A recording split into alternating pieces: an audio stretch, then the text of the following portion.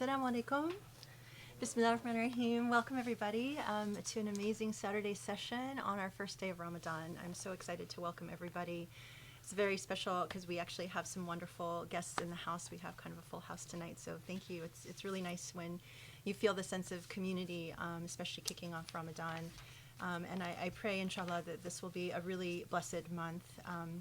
We had a really powerful khutbah yesterday, as always, where the sheikh, reminded us, as we often hear, about the benefits of this month and, the opportunities. And I thought what was especially striking, which I've never heard anywhere else, was the idea that, we have this opportunity to think about what parts of us are actually creating a shaitan. We often hear this sort of silly reference to, during the month of Ramadan, all the demons are shackled and all the shaitans are shackled. But we obviously know that that's not true when you look around and see what's happening in the world.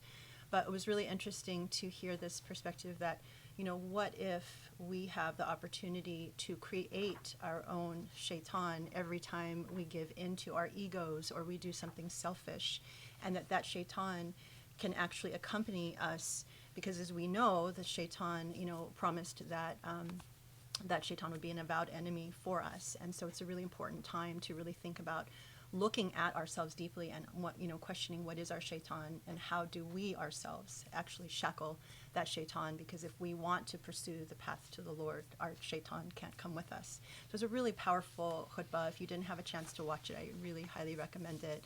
Very, very important for the start of the month.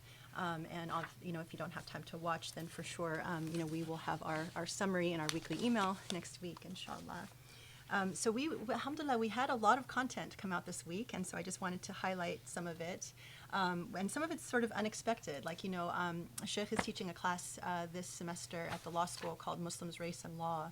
And he had an amazing session on Wednesday where he talked about the history.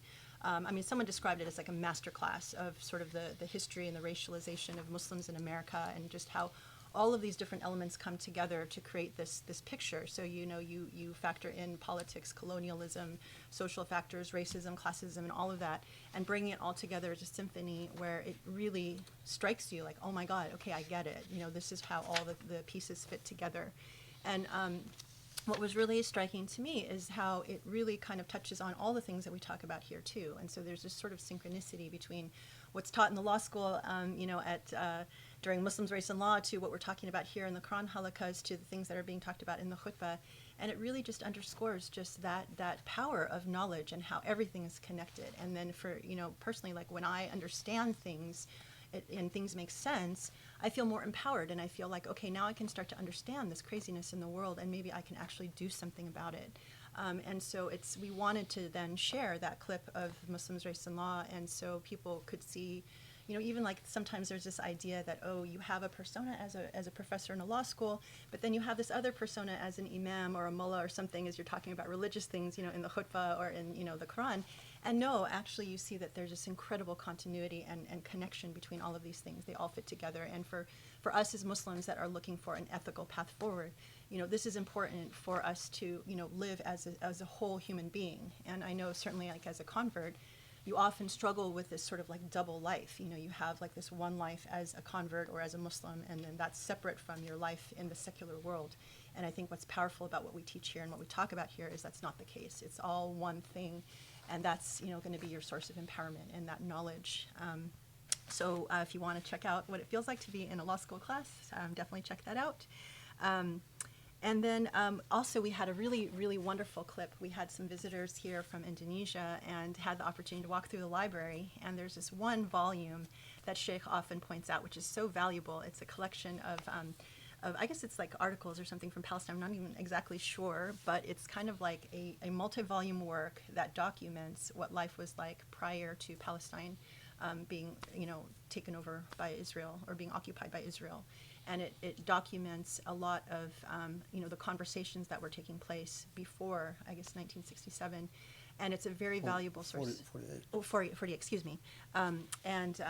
So he tells the story about how he acquired this source and how he had to negotiate with this bookseller because there was someone who was offering double the price. and that something in this whole exchange, it was an Israeli buyer that he was competing against. And in this exchange, he started tearing and, was thinking about, like, if the Israeli buyer takes this source, they could destroy it and we never see it again. And it's so valuable. And something clicked. Alhamdulillah, Allah inspired this merchant who really didn't care about any of this history to say, okay, fine, you can have it. So it was a really, really powerful clip. So it was just one of these behind-the-scenes things. And thank you, Ramin, for capturing that, because it's really, really important. But just again, to give you a highlight of what happens behind the scenes here. And just in general, I mean, I'm so touched. Like I keep receiving emails from people that honestly they're heartwarming. We started this journey like over a year ago. We didn't have any videos up about the Quran. We were just kind of doing monthly halakas and stuff. And every so often people would write us and tell us, thank you for the work you're doing. I feel like I'm finally discovering that my religion makes sense. You're changing how I feel about my faith. And I feel like, now we have so many more videos that have come on, the scene. Even if you just do a Google search on Usuli, you'll just get like a whole smattering of of links. And it's powerful, certainly for increasing, like, from the Muslim perspective, from the AI perspective, artificial intelligence, we have then now more positive stuff online. So I'm actually really proud of that. But then more people are also finding us. And we're discovering that there are so many people who have the same story. Like, they feel very lonely. They feel really disenchanted, really, upset about the Muslim, situation, about what they get at the mosque. And then they're so happy that they somehow have come upon the Usuli Institute. Like, I had one woman who wrote and said, I asked God to guide me to, the right way. I found the Usuli Institute and found your videos. I started binge watching, so now I don't binge watch Netflix. I binge watch you guys.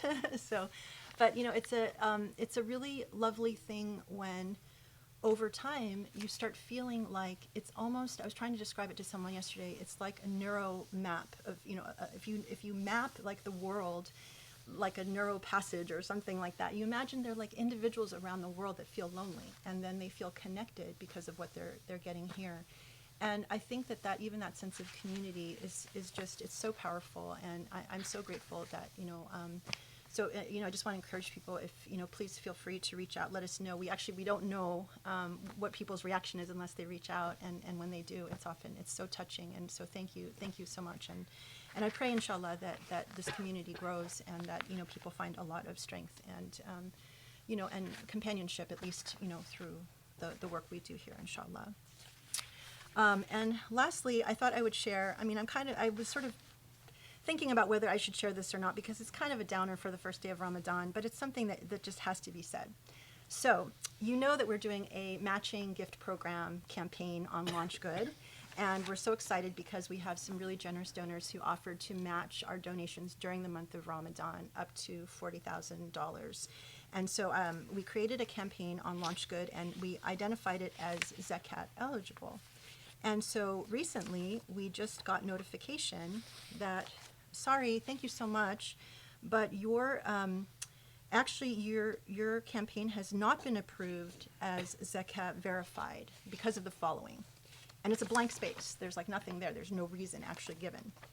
And then it says that, if you don't agree with this, you can appeal it, and, then our Zekka team will review it.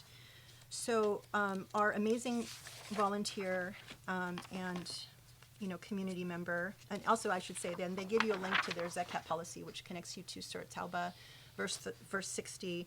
And it says, okay, so from the above verse, here are the 8 categories of Zekka. First, the poor and needy, those collecting zakat. 3, to soften hearts. 4, in slavery. 5, those in debt. 6, in the cause of Allah. And 7, the traveler. And so we don't fit in the cause of Allah doing a tafsir of the Quran. So we thought, okay, so Rafida wrote this really beautiful email in response and gave me permission to read it, so I thought I would share it. So she wrote to the Zakat team, Assalamu alaikum. Today we received a denial of our campaign's Zakat eligibility. I am emailing to respectfully request reconsideration. Here's our campaign link. I reviewed your zakat policy, and our organization, the Usuli Institute, for which we are fundraising, clearly meets your policy standards for zakat eligibility for two reasons. Our organization's mission's work is aimed at, one, softening the hearts, and two, in Allah's path. First, in addition to giving Friday khutbahs, our organization's sheikh is doing weekly deep dives into the Quran through intensive halakas. These actions preserve its listeners' belief in Islam and has even resulted in our sheikh having the honor of taking many shahadas from converts who converted because of the Usuli's nonprofit work. Second, our organization's work proliferates Islam. Again, our organization's work speaks to the masses, softens hearts towards Islam, combats Islamophobia, thus preserving Islam's followers, and inspires conversions, etc. As a personal testament to my claims that the Usuli meets your zakat eligibility policy, I hereby swear that I am Muslim because of the Usuli Institute's work. 2 years ago, I found the organization and then began participating in their Friday khutbahs. Though raised Muslim in name only, I had never attended a Jummah before. At some point later, I began volunteering in the organization. It is because of their work that I am still Muslim and had never... I'm still Muslim. Because of their mission work, my faith in Islam has become genuine and solid. They also taught me to pray. Although raised Muslim, I never learned to pray and had never prayed before. Since August 26, 2020, I have prayed 5 times a day, every day, alhamdulillah, because of the Usuli Institute. These examples clearly demonstrate that the Usuli Institute's work softens hearts, is in the way of Allah, and proliferates Islam, thus meeting your zakat eligibility policy. Please let me know if you need any additional information to consider this eligibility. So the response was one line. Wa alaikum salam. I'm afraid the cost of publication as mentioned in the campaign does not qualify as zakat eligible according to our policy. You can still raise sadaqah for this noble work. So Rafida wrote back again, thank you for your response. Please kindly explain to me how costs to publish 100% Islamic khutbahs and halakas, proceeds of which are directly returned to the organization, are not zakat eligible. In other words, please kindly explain how disseminating Islamic information to the public in book form, which costs money to do, is not zakat eligible. Logically, books are a medium through which masses can be reached, and thus through mass outreach, initiatives such as these, many hearts can be softened, and these efforts are in the way of Allah per your zakat policy. Please, lastly, point me to the exact language, specific sentences in your zakat policy under which you are basing your denial. So no response from that. And then I kicked it up to the CEO today. So, and here's my response to them. So, Assalamu alaikum rahmatullah, Ramadan Mubarak. I wanted to call your attention to the email exchange below between your zakat team and our team member, Rafida. We are a 501c3 nonprofit education organization that is attempting to raise funds for the publication of the first original contribution to our tafsir literature in over 40 years. At the Usuli Institute, we have been engaged in an intensive immersion into the deeper meanings of every single surah of the Quran, with all of our education events available for free on our YouTube channel. We have covered 73 surahs to date and will likely conclude our 74th this evening, inshallah. We are in the process of transcribing, editing, and ultimately publishing this entire tafsir collection, inshallah. We do this in the cause of Allah so that Muslims can know the deeper meaning of God's magnificent book. We have been told twice now that this project is not zakat eligible, which is simply incorrect from an Islamic jurisprudential perspective, not to mention from a common sense perspective. Our founder and Islamic jurist, Sheikh Khalid Abul Fadl, can verify this point if your zakat scholars are unable. I apologize for bringing this error to your attention. However, it is simply too huge of an error to go unaddressed. If you need more information, we are happy to provide it. Wishing you and yours a blessed and elevating Ramadan. Thank you so much for your consideration. They have two zakat scholars that they identify that assess all of these. The first one is Sheikh Joe Bradford. He's an entrepreneur and American scholar of Islam. He holds a master's of Islamic law from the University of Medina and has studied traditionally in the Muslim world for the past 20 plus years. Sheikh Joe is the author of the Simple Zakat Guide. Sheikh Joe is LaunchGood's Zakat product advisor and verifies eligibility of zakat campaigns. And secondly, Sheikh Yasser Birjaz. He's the Imam of the Valley Ranch Islamic Center. He graduated as valedictorian with highest honors from the University of Medina. He's an expert in fiqh, usul, and financial literacy, and he verifies the eligibility of zakat campaigns at LaunchGood. So just to testify that it fired us up and made us really upset, because if you cannot raise funds to support the publication of a tafsir of Quran in the sake of Allah, I honestly really don't know quite what to say. So, Sheikh, then of course I went to Sheikh and we were flabbergasted, but we started, looking at books. All the schools of thought from the most elementary books, support that this is something that is zakat eligible. But so it just underscores, again, like the state of where we are as Muslims, and it's sad and it's disappointing. But again, it's like, honestly, like, I'm so tired of us being like this. This is ridiculous. It's time for us to stand up and to call out things that are really ridiculous. Do it politely, do it with, respect and dignity, but stand our ground. Because I think it's been too long that things like this pass. And I wonder, were they hoping that this would just get swept under the rug? It's sad, because LaunchGood is, a campaign. It's a fundraising campaign or platform that is just geared for Muslims. And the reason why we have a presence on there, and I've always felt it was important for us to be on LaunchGood, is one, to support that, because they are successful, and two, to give us the opportunity, like they have a really nice thing during Ramadan where you can actually give them money, and then they will donate, every day over the course of Ramadan, and, spread that to worthy causes. And, I want that the Usuli Institute has an opportunity to benefit from that too, because I feel like what we're doing is extremely important. I don't want to just poo-poo on LaunchGood, and that email I wrote was to the CEO, because maybe he's not aware, and maybe, that was just something that was handled at a much lower level, and that they, in all good intention, thought that, okay, they just didn't get the connection that, publishing a tafsir is part of something that could fit into zakat. But it just, again, highlights a lot of things that we're backwards on and that we need to be educated on. And so I wanted to bring this to everyone's attention. I'm not saying, to be continued. I will share more about what's happening. But I just, our program is zakat eligible. And so please do, if you are interested, if you only can choose between, a zakat eligible program and not, know that by supporting ours, you actually are, you are giving your zakat. So I just wanted to clarify that for anyone who is concerned. And inshallah, may this, month be a source of all of us increasing our knowledge, increasing our blessings, and, and standing up for justice and and education where necessary. So thank you for listening. That was a lot that I read, but I appreciate you listening, and inshallah, make prayers for us, please. So look forward to another amazing session. Hopefully, inshallah, we're aiming to finish Surah Nisa tonight, which would be incredible. But take your time, please don't rush. بسم الله الرحمن الرحيم الحمد لله رب العالمين وسبحان الله العلي العظيم اللهم صل وسلم وبارك على محمد وعلى آله وأصحابه وعلى من اتبعوا بإحسان إلى يوم الدين. اللهم اشرح لي صدري ويسر لي أمري واحلل عقدة من لساني يفقهوا قولي يا رب العالمين. Which ayah did we? 151. 151.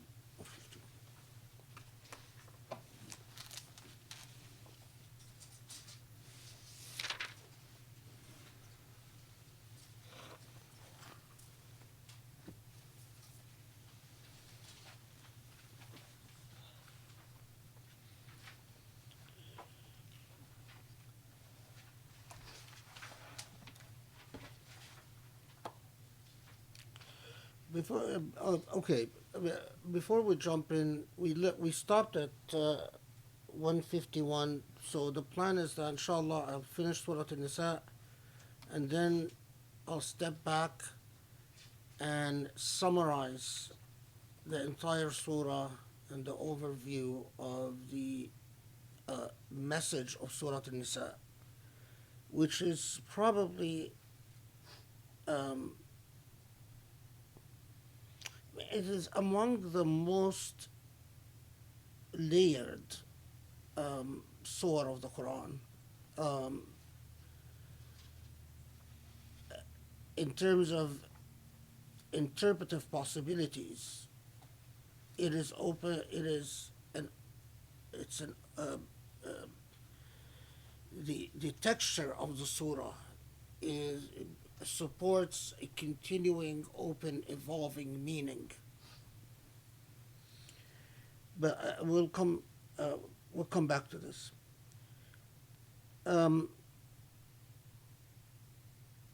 I'll say two quick words about this zakat eligibility stuff. This is it again and again points to the consistent problem of look at the Islam that has been supported and generated and produced by in countries like Morocco, Egypt, Saudi, the Emirat, religious institutions that are embedded in authoritarian political structures, authoritarian social structures, and in structures that are civilizationally, from a civilizational perspective, very reactionary. The thinking is mechanic and didactic and incapable of any type of analytical application. Which, I mean, even if people have the best intentions, those trained in places like Medina just cannot imagine the texture of interpretation in Islamic jurisprudence. Their exposure to sources and the tradition itself is so limited. So typically in Islamic jurisprudence, although Surah At-Tawbah talks about the sadaqat, but it's a long story we don't need to get into, that in Islamic jurisprudence they said, well, Surah At-Tawbah, ayah 60, verse 60, is not talking about sadaqat, it's talking about zakat. That is, let's say, an upper level issue. That's, after years and years of studying jurisprudence, we might discuss whether that's a valid interpretive move that took place hundreds of years ago or not. But anyway. So then the ayah itself in Surah At-Tawbah, it clearly says that the sadaqat go to al-fuqara wal-masakin, and this category, the poor, the needy, and mu'allafatu qulubihim, those whose favor you. I'll mention this in a second. Okay, so, and wayfarers or travelers, displaced human beings, freeing slaves.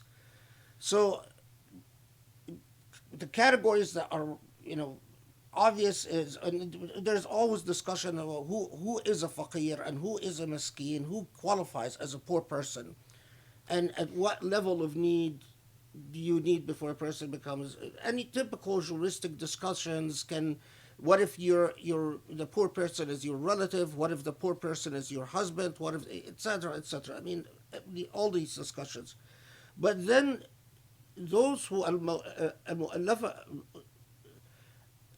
those whose qulub are mu'allafa, well, historically, it was referring to a category of people that you help financially or you spend money in order, A, to win their favor so that they won't join your enemies and fight against you, or B, so that you can win them over morally and ethically. So that, in other words, by coming and helping them, uh, you they become, they have a good impression of Islam, and their heart tenderizes. That's where the expression tenderizing the heart comes from. Now, of course, that develops, and then we come to this historical point. So this develops throughout Islamic history. There are tons of fatwa that talk about, well, if you um, if there are people who are not Muslim but in need or have a debt or have some type of problem where you come to their aid financially, hoping that by doing so that that at least their hearts will open up, and that they will be willing to listen and learn about Islam and so on. This is sort of what the juristic debates are about for centuries. But then we come to this moment where we have Islamophobia. And the mildly ijtihadi issue, it's a mild ijtihad issue. It's not a complex or difficult ijtihadi issue. If your expenditures will go to fighting Islamophobia, can this fall under ta'lif al-qulub? If you are trained in the mechanical ways that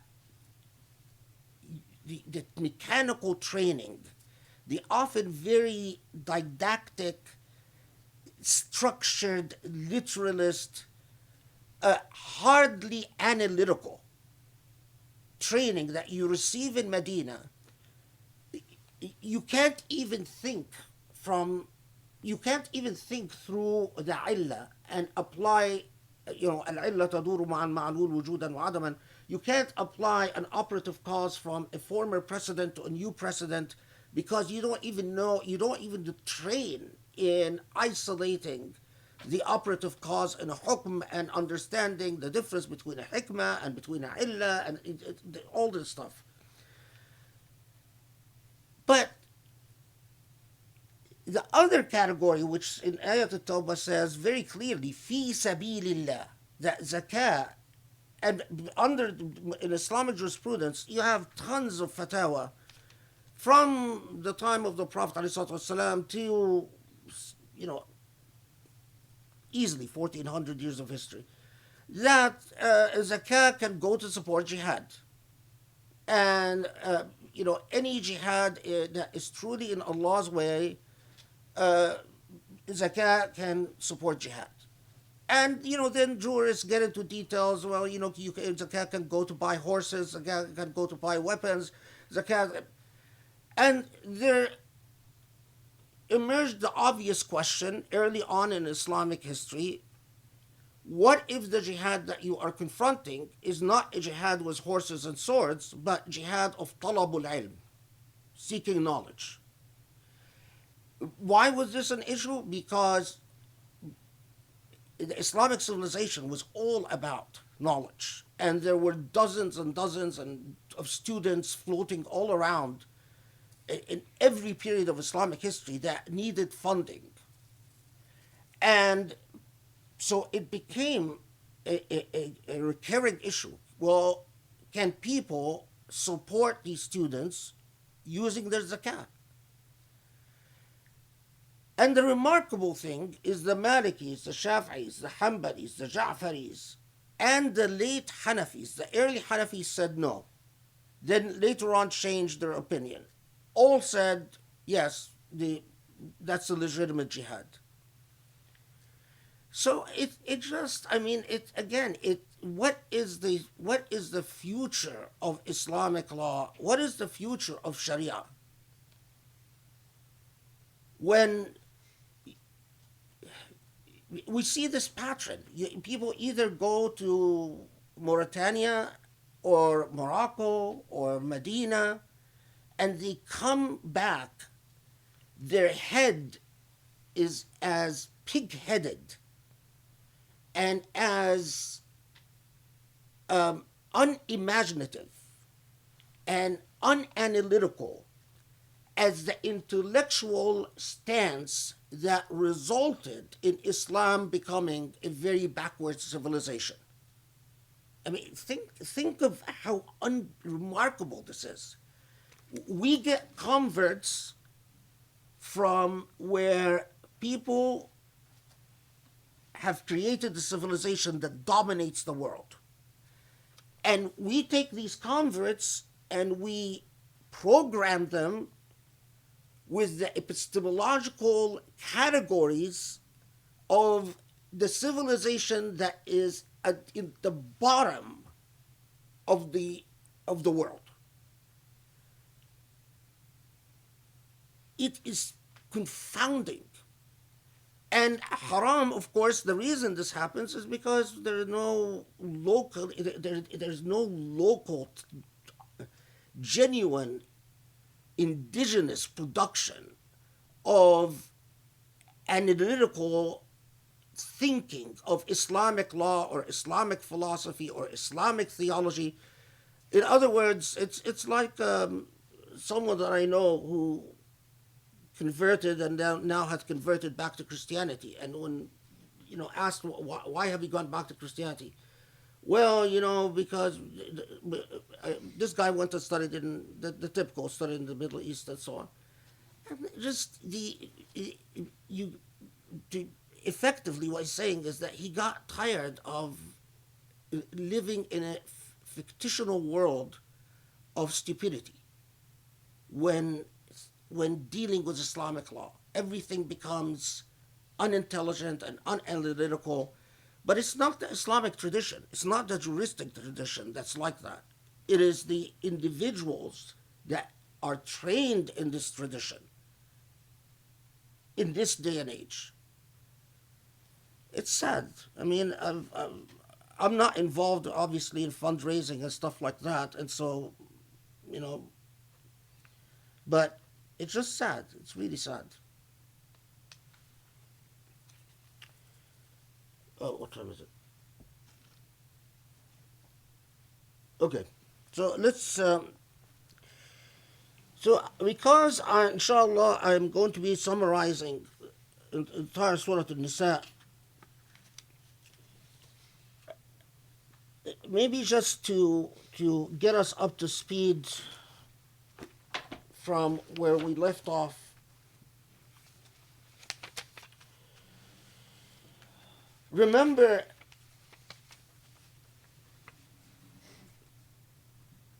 we reached a point where Surah An-Nisa focuses on the phenomena of nifaq, of hypocrisy. And I will emphasize, inshallah, in the summary, the flow of the surah from law to the recipients of law, those who receive the law and are charged with witnessing the law. And witnessing the law is not just that you receive it, but you do right by the law. And as we will see, doing right by the law is impossible unless you uphold the ethics of the law.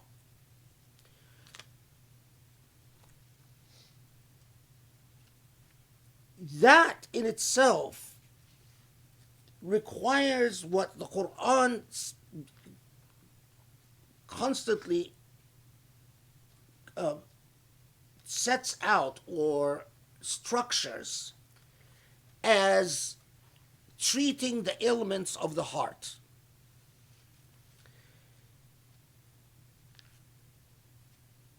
But when you reflect upon how it addresses what are ailments of the heart, So, for instance, when it describes those who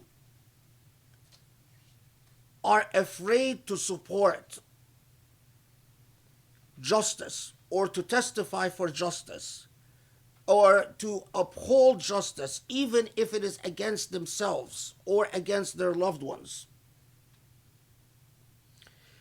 In the Quranic imagination, the ailments of the heart are inseparable from, how do I put it, intellectual cowardliness.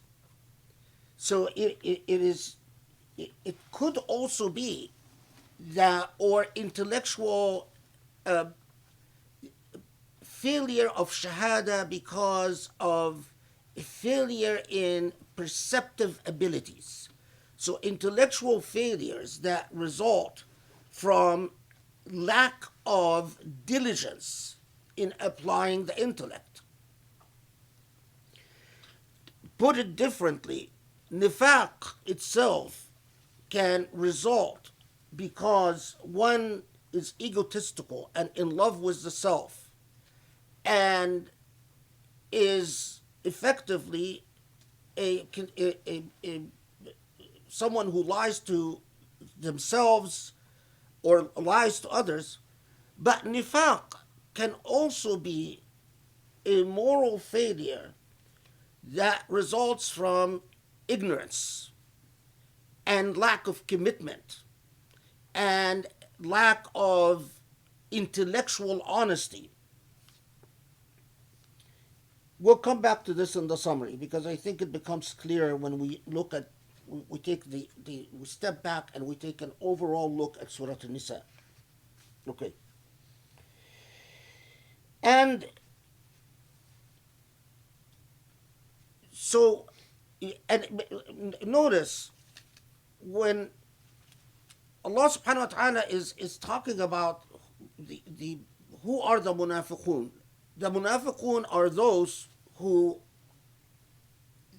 whether because of emotional reasons or because of intellectual reasons or because of both, whether their hearts are feeble or their intellects are feeble, the end result is they say, we want نؤمن ببعض ونكفر ببعض. We want to believe in some and we want to take some and leave some. Taking some and leaving some is not just, someone who is weak in faith, but it also could be because someone is intellectually lazy or intellectually incapable or intellectually ignorant. Right before we are told about right before the ailment of nifaq in its selectivity is emphasized, Surah An-Nisa emphasizes our understanding of justice itself and shahada lillah, bearing witness for Allah and upholding justice.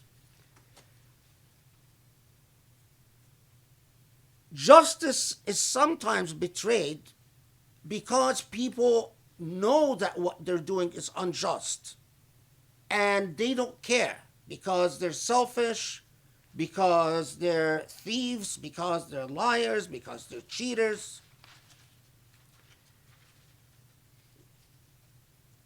But even more often, or what is far more current, is that justice is betrayed because of failure of diligence in understanding justice and implementing justice.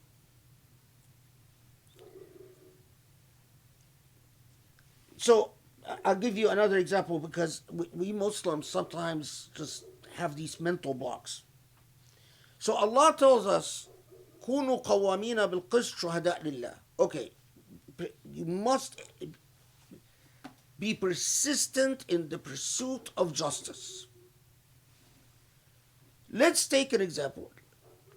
Let's pretend today, this day and age, we are confronting the issue of whether an accused person who is confronting criminal charges that could lead to this person's imprisonment or execution, or even possibly charges that could lead to this person bankruptcy. And you have the practical question of, is this person entitled to an attorney? Now, you have a very practical issue. Do we betray al-qawama bil-qist? Do we betray justice if we fail to provide an attorney, or do we not betray justice if we fail to provide an attorney? Well, how are you going to answer this question? It is possible that you are not providing an attorney because you have ill intentions towards this person. You want this person to be convicted, and you want this person to be destroyed, and thus you say, no, we shouldn't provide an attorney. But that's the exception. That's not the rule. It could very well be that you say, no, providing an attorney is not necessary because your relationship to justice belongs to a very different time, a very different social reality, a very different economic reality, a very different political reality. So even today, and these are, from experience, there are people in Saudi Arabia, eventually they came to the conclusion that attorneys should be provided in criminal proceedings. But a lot of the Qudah sitting on the bench are not convinced that an attorney is mandated by Islamic conceptions of justice. And so will restrict, when it comes to actual application of the law, will restrict the access between a criminal defendant and his attorney, and especially in trials where defendants are accused of heretical beliefs, like Salman al-Auda right now, for instance, or like Hassan Farhan al-Maliki or something like that. And they will effectively have an attorney on record, but not allow the defendant any access or very limited access to the attorney. Is this judge's relationship to justice a relationship of nifaq or not?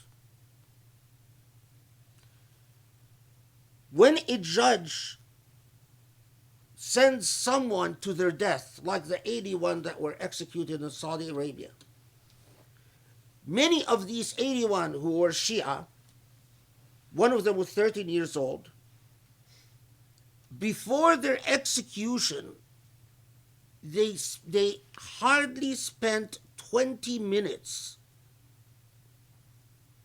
Some of the reports is that not even 5 minutes with a lawyer that was assigned to their case.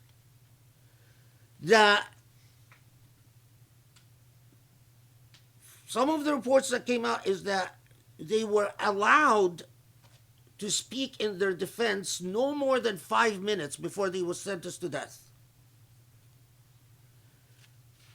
Now, let's assume that the judge is a pious person. Yeah, the judge fasts Ramadan, prays, but he's been trained in Medina, and this is his understanding of justice. You're a Shi'i, after all. So the judge says, are you a Shi'i? Yes, I'm a Shi'i. Are you an Ithna Ashari? Yes, I'm an Ithna Ashari. don't you want to do tawbah? Don't you realize, do you accept Muawiyah as a Sahabi and Imam and radiallahu anhu? No, I don't accept Muawiyah. Okay, sentenced to death. Is this judge a munafiq in his relation to justice or not? I would submit to you the answer is yes. The answer clearly is yes. He is a munafiq. But he's not a munafiq because he doesn't pray or because he, skips prayers or he is a munafiq because he has betrayed justice itself. And has betrayed justice because of the failure of diligence in studying justice within the demands of time, space, and place. This is critical. This is critical because, and I'll show you how the entire edifice of Surah Nisa would fall apart if you don't have that understanding of why Allah keeps talking to us about nifaq in Surah Nisa. Time and time again, Allah keeps coming back to this issue and basically saying, don't you dare, when I am giving you examples of legal reform, don't you dare be plagued by nifaq, because if you do, you will fail. And the tendency of so many Muslims is to say, yeah, well, Allah is just talking about lack of piety. It's just talking about some type of lack of iman. But that's, there are witnesses that fail in their duty of witnessing, not because of a lack of sincerity, but because of methodological failures that reach the level of malfeasance or actual betrayal of duty. So, for instance, if I can't see well without eyeglasses, right? And I see someone committing a murder, and let's say I'm the type of Muslim that understands, my Allah expects me now to witness this correctly because I need to testify as to who the murderer is. And then I think to myself, well, I can't see without my eyeglasses, but I think to myself, it doesn't matter. I'll just go with it. And I base my testimony on what I perceived without my eyeglasses, knowing that methodologically I was under an obligation to go grab my eyeglasses. That's nifaq. That's failing justice. Not because you are not committed, but because of other process-oriented failures towards justice. And I submit to you that among the huge categories in this regard is that what built the Islamic civilizations is that our forefathers understood that there are categories like justice, like beauty, like equity that need to be understood within the prevalent epistemological paradigms of the day and age in which they live. That is why Muslims were reading Aristotle and reading the Persian philosophers and reading whatever wisdom, hikmah, they could attain. Nowadays, you can't think about justice unless you engage the systems of knowledge that shape the modern mind vis-a-vis justice. Any modern person today, maybe 800 years ago or 600 years ago, it was possible to sentence someone to death, maybe, I mean, without a wakil. There are a million different reasons, including the way society was structured and the way economies worked and the way communities were and the way families were, the way clans were, and so on and so forth, that someone can be expected to just speak for himself in court or herself. But the consciousness of even the most illiterate human being in today's world, and the way that the modern human is brought up in today's world, the irony is that often they wouldn't be able to engage the processes of law without expert representation, or expect them to do so would be fundamentally unfair unless you have a very traditional society in which everyone knows everyone and in which that resemble the anyway. But even, by the way, even in urban Islamic law, and clearly after the 4th century, even, I mean, the discussions on wakil and wukala and hukm and the people who represent you in court is little known and is among the many ignored chapters in Islamic law. Okay, so let's move on then. So then,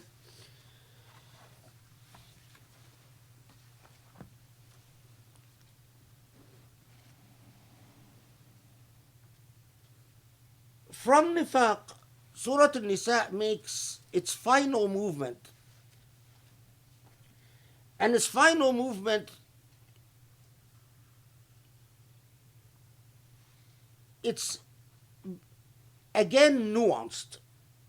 And maybe so first, let's to approach it more systematically, let's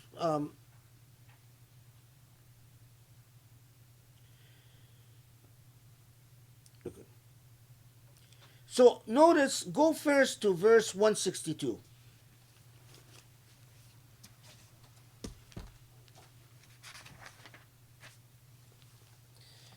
لكن الراسخون في العلم منهم والمؤمنون يؤمنون بما أنزل إليك وما أنزل من قبلك والمقيمين الصلاة والمؤتون الزكاة والمؤمنون بالله واليوم الآخر أولئك سنؤتيهم أجرا عظيما.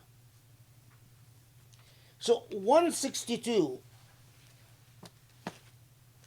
but for those among them who are deeply rooted in knowledge, and the believers who believe in that which has been bestowed upon you from on high, as well as that bestowed from on high before you, and those who are constant in prayer, spend in charity, and all who believe in God and the last day, these it is unto whom we shall grant a mighty reward. So in 162, we are heading towards the Quranic statement that reaffirms the idea that not لَيْسَ بِأَمَانِيكُمْ وَلَا بِأَمَانِ أَهْلِ الكِّتَابِ, not according to your wishes or the wishes of the people of the book. Salvation is Allah's business. And why is the lakin, but, there? Because it is talking about the beliefs of people of the book that are problematic and erroneous. And I'll come back to this in a second. But it underscores that there are from the people of the book, among the people of the book, who are راسخون في العلم منهم, from among them, those who are embedded in knowledge from among them. وَالْمُؤْمِنُونَ, and the conjunction, وَالْمُؤْمِنُونَ, and the believers. It is, and I know that this is not the traditional position, but look at the text again.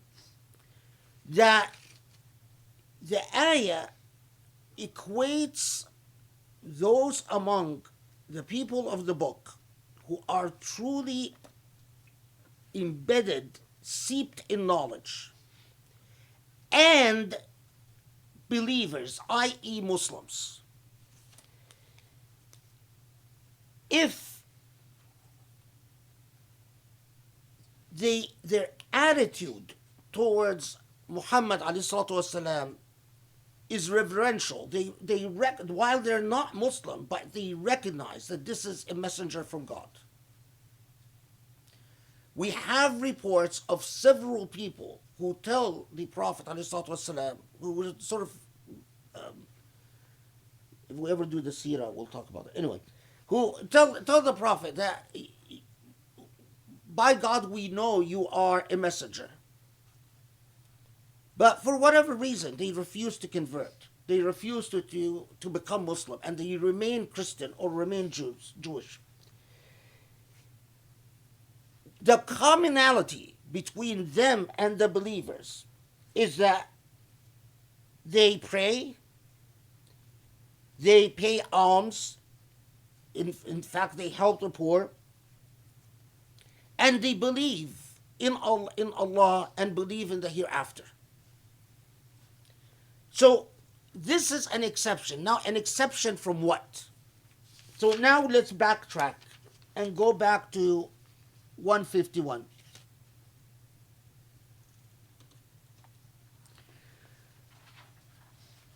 We've talked plenty about the relationship between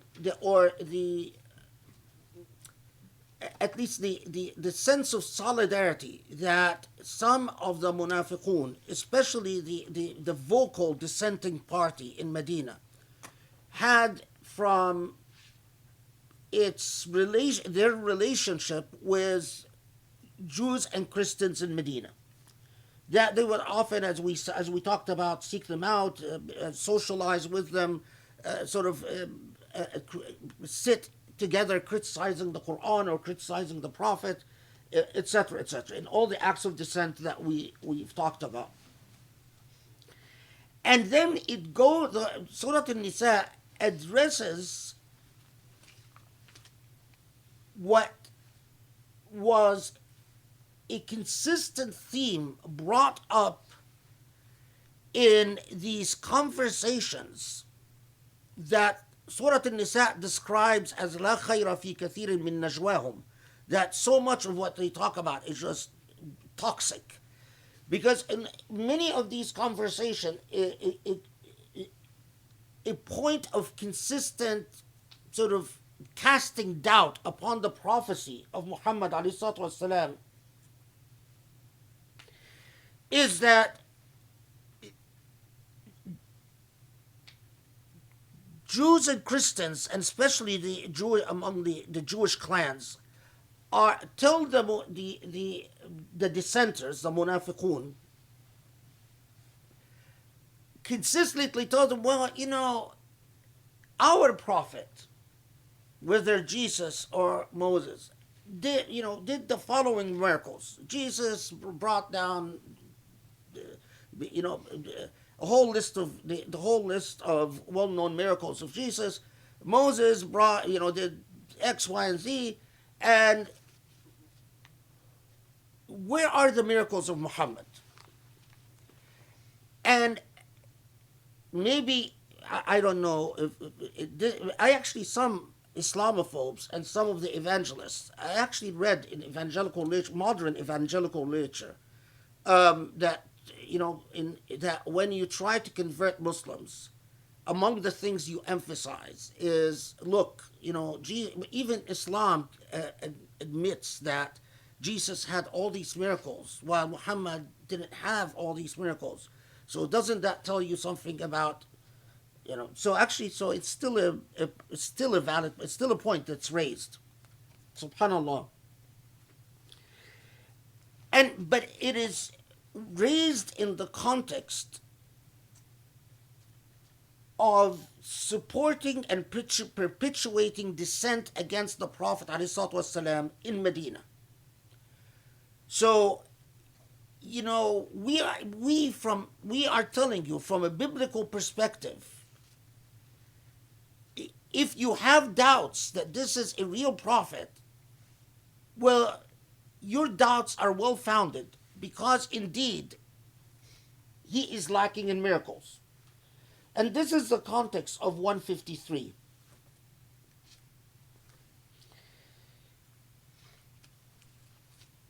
One of the most fascinating things for me is that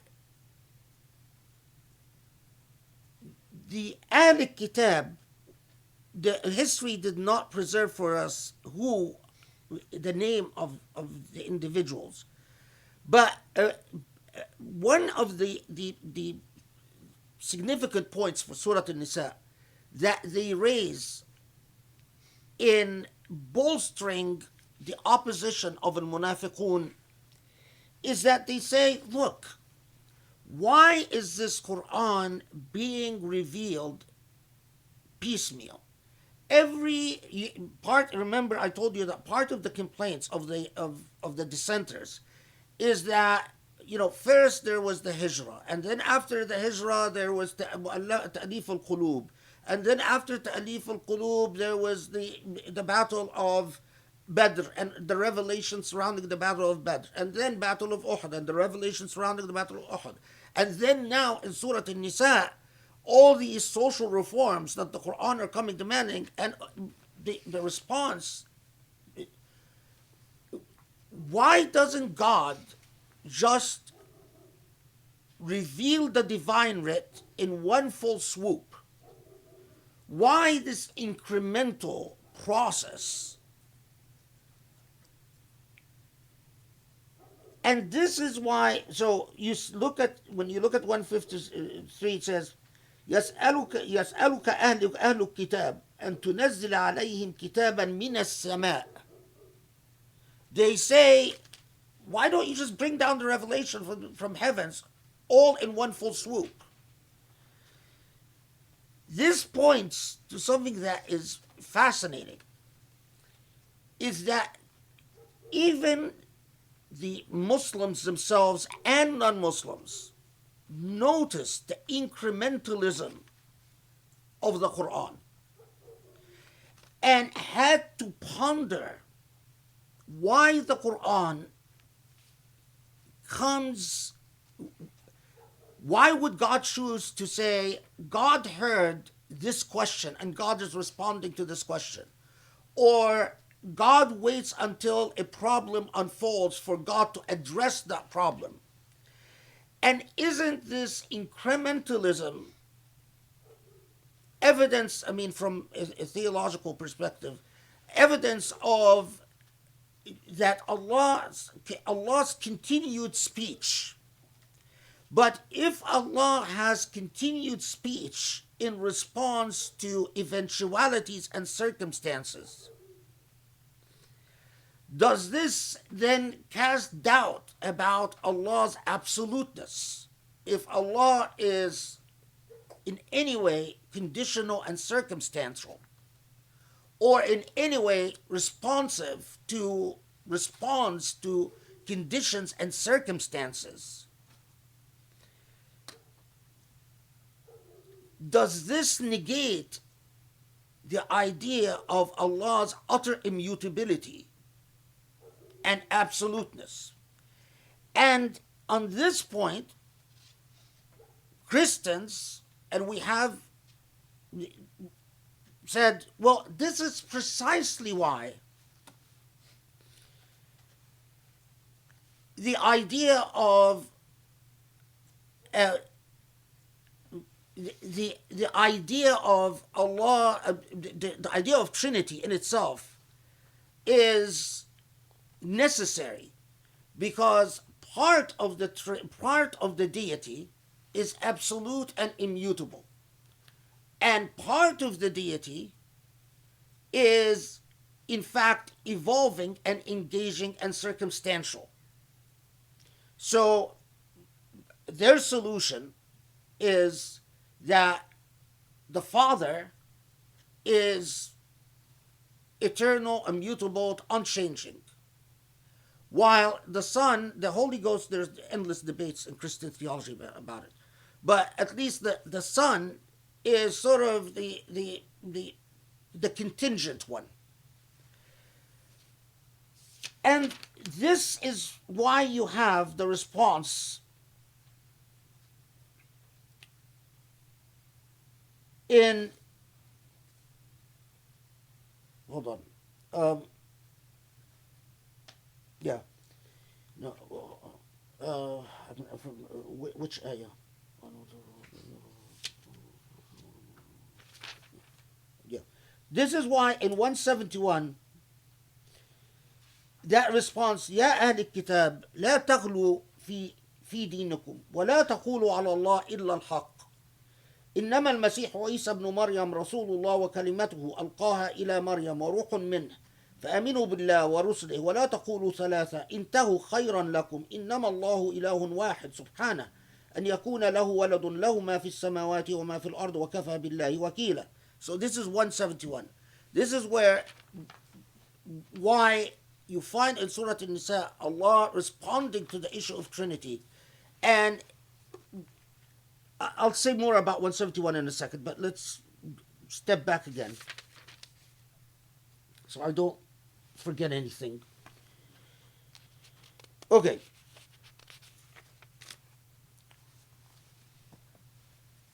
So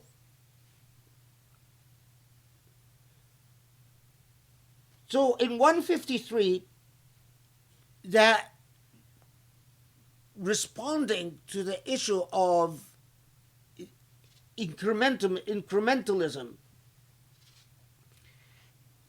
and the response of, I mean, we could spend a lot of time talking about this, but the response is fascinating because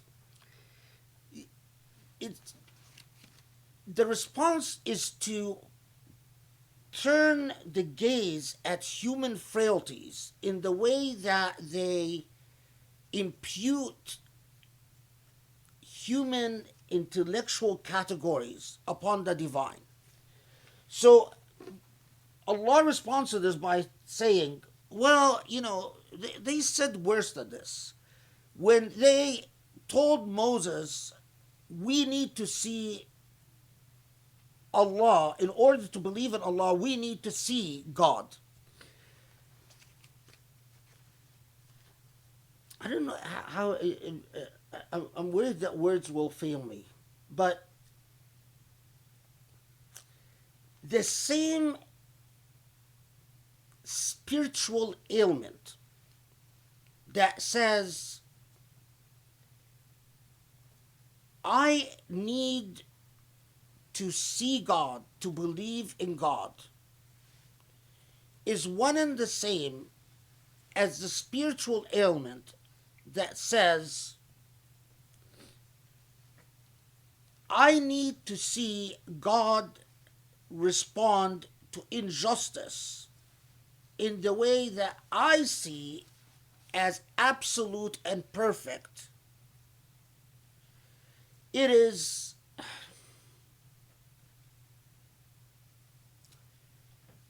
maybe in Sufi-esque terms, it is a type of egoism that is neither in touch with reality nor with justice.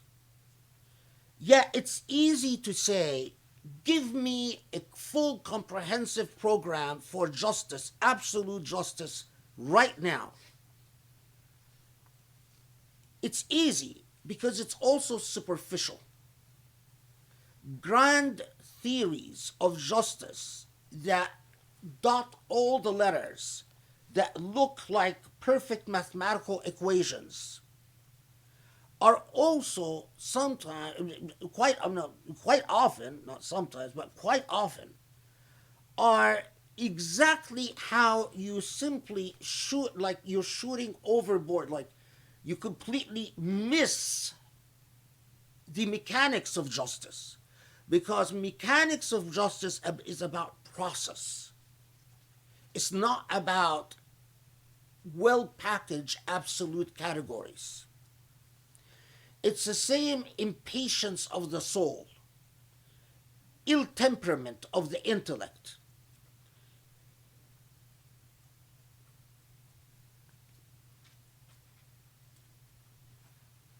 And then, so we say, and this has always struck me that it says, so فقد سألوا موسى أكبر من ذلك فقالوا أرنا الله جهرة فأخذتهم الصاعقة بظلمهم. They've told Moses before, show us God. We want to see God. So they were destroyed because of their injustice.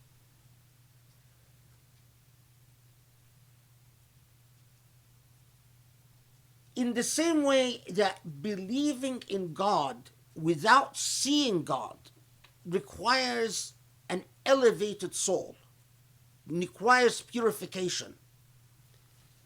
Understanding that justice is not about tight philosophies, coherent, comprehensive theoretical constructs that sound, in a word, utopian.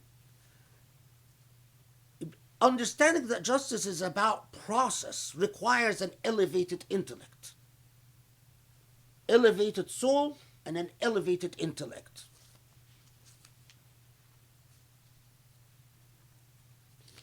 Now, the rest in 154 and 155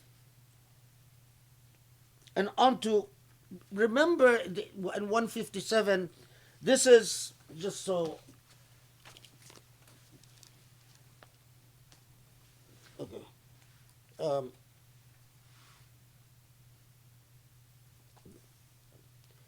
Okay, so remember that part of the polemics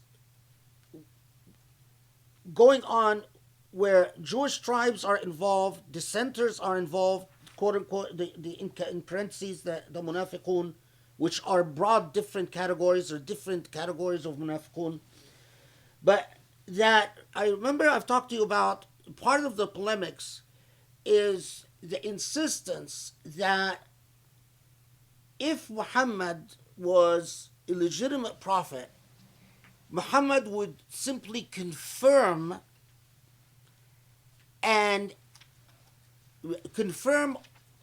all the previous laws that the Jewish tribes claimed were innate and eternal laws. In other words, these are laws that were not decreed for the Israelites, but these are the laws of divinity, of God the divine, and they claimed that these laws were the laws going back all the way to Ibrahim. And we encountered this claim before. But if you pause for a second and you think about, Surah Nisa tells us a lot about the law and how we should deal with the law. And here, the laws that the Jews insist are laws that are valid, that if the laws decreed to the Israelites, but that any people worthy of God would have the same laws, that these laws, in fact, predate Israel himself and go all the way back to Ibrahim, because, like the Sabbath, that these laws are the laws of an unchanging and unwavering God. A true God would always honor the Sabbath. You can never have a God that would say, the Sabbaths are for the Israelites, and Friday, Muslims should pray Friday but should not honor the Sabbath. Because that is what Muslims effectively were telling Jews and Christians, is you have your own laws, follow your own laws. The laws that God sent for you are good for you, but they're not good for us. What problematic does this raise about the law? Nowadays, in our modern minds, we take this idea of pluralist realities for granted.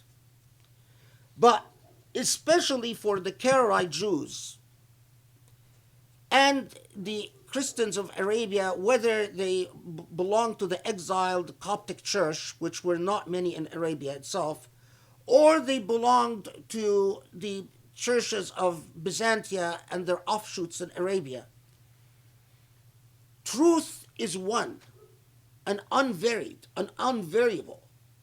Remember that at this point, the idea of, live and let be and paying the jizya is uniquely Islamic. It doesn't exist in Christianity and Judaism at all, and will not exist for centuries to come. And so the very idea of the relationship of God, law, and humanity is at stake. And they're raising a powerful dogmatic, but also, to use the terminology, a thoroughly puritanical point. The law is the law and it doesn't change, because God is God and God doesn't change. And to this, God responds and says, well, the law that you were given were specific to you because of what you did with the covenant. And the way you honored the covenant or betrayed the covenant. There's a theological point, but the more interesting point in the context of Surah Nisa is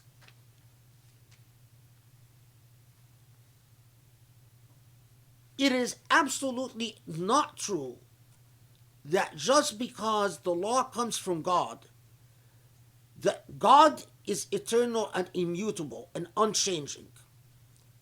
But that does not necessarily mean that God's act or God's speech or God's kalima or God's law is similarly immutable and unchanging. This was a huge point in context, although of course in our modern minds we sort of we don't, a lot of times we don't, because we don't think very deeply about these things, they come back and haunt us. Just even that Zekka thing is an example.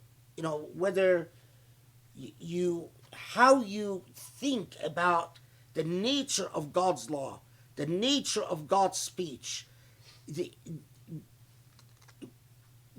dynamics of incrementalism in Revelation.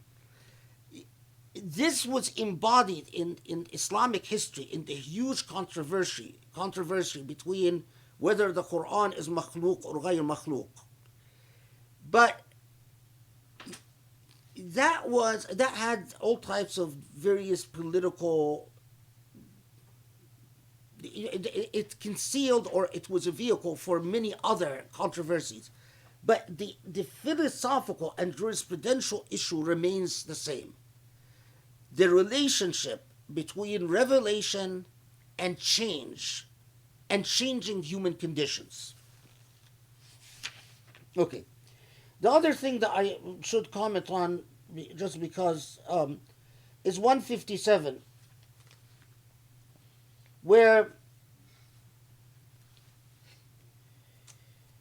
the Jews say that, however, the Quran is referring to, the Jews are saying that they killed Jesus. And the Quran responds, they did not slay him, and neither did they crucify him, but he only seemed to them as if it had been so. And verily those who hold conflicting views thereon are indeed confused, having no real knowledge thereof and following mere conjecture. وقولهم إن قتلنا المسيح عيسى ابن مريم رسول الله وما قتلوه وما صلبوه ولكن شبه لهم وإن الذين اختلفوا فيه لفي شك منه ما لهم منه من علم إلا اتباع الظن وما قتلوه يقينا بل رفعه الله إليه وكان الله عزيزا حكيما.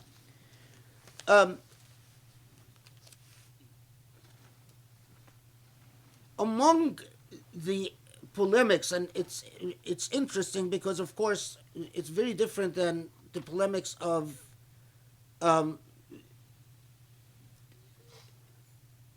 polemics of Jewish theology today, but the point that, well, if Jesus, the reason that the polemics of Jewish tribes saying we've killed Jesus is attached to another point. If Jesus was a real prophet of God, as you Muslims claim, because their issue now is with Muslims, not even with Christians, then how could it be that Allah enabled us to capture this man and crucify this man and kill this man? Doesn't this prove that in fact he was not an apostle, he was not a Messiah, he was not a prophet, he was none of the things that you Muslims claim he is? And the Quranic response to this is to say, well, you didn't really kill him and you didn't really crucify him. And in fact, you only think you did. As you know, the traditional Muslim perspective is that, then you get, we've talked about this before, you get all these reports about, God created, there was someone who looked exactly like him, or someone volunteered to sort of be transformed into an identical replica of Jesus to be crucified in his place. And we've talked about the problem with these narratives about someone else, because for one thing, all of them are narrated from traditions that are far from reliable. All the narratives that say that there was a shabah lil Masih alayhi salam, someone who looked exactly like him, or Jesus said, okay, who will volunteer? And then such and such stepped up, and then Jesus made him look exactly like him, and then he went. Other than the isnad issue, the transmission issue, there is also a moral issue. Why would someone suffer if in fact Allah wanted Jesus to suffer? Why would someone be made to suffer in his place? You get even some worse narratives that they grabbed someone by mistake and they crucified them, and apparently Jesus and his apostles stood by and did nothing to correct the error. I mean, it's all quite problematic. There is a minority, now extinct perspective in the Islamic tradition that agreed with a now extinct perspective in the Christian tradition, that the crucifixion itself is entirely apocryphal. That neither Jesus nor anyone at the time like Jesus was crucified, and that it was an entirely invented, and I believe, if my memory serves me right, Muhammad Asad is a follower of that perspective. Am I right? Do you know if I'm right? Yeah, okay, so this is Muhammad Asad. It says,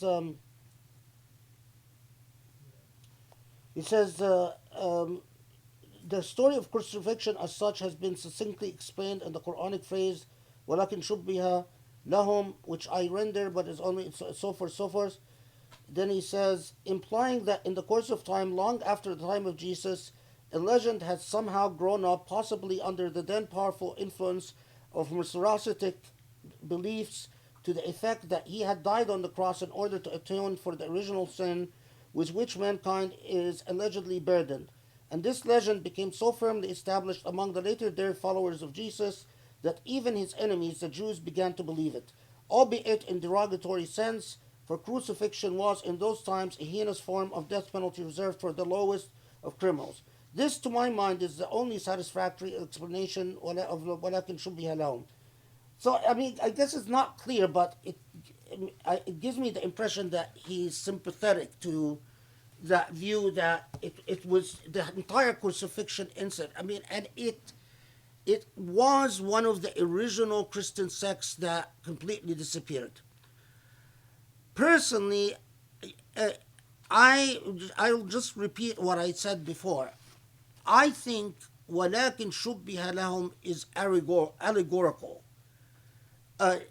in the sense that you could think you are torturing my body. You could think that you are murdering me. But my reality with Allah subhanahu wa ta'ala is the real reality. In other words, if Allah lifts my soul where I can see my body being tortured but I feel nothing, and if Allah lifts me so you think you've killed me, but in fact I continue to live as a martyr, isn't that shubbiha lahum? You've imagined it. It's like I've seen this a million times in political prisons, where a martyr or comes to a point, even under extreme torture, and will smile and say, I know I'm leaving and I feel nothing anymore. And it was a remarkable sense of victory. And you know that Allah's blessing has just come down to lift this human being who, and absolutely, these people who are torturing the prisoner or murdering the prisoner think they're doing it, but it's an illusion. They're neither. That person is not in his body anymore. And Allahu Alam. I mean, it's one of those issues that if someone comes along that can persuade me otherwise, I'll happily change my mind, because it's, in my mind at least, it's not clear and it's open-ended. It's Maghrib now, so we'll stop to break fast and to pray Maghrib and come back, inshallah. Bismillah ar-Rahman ar-Rahim.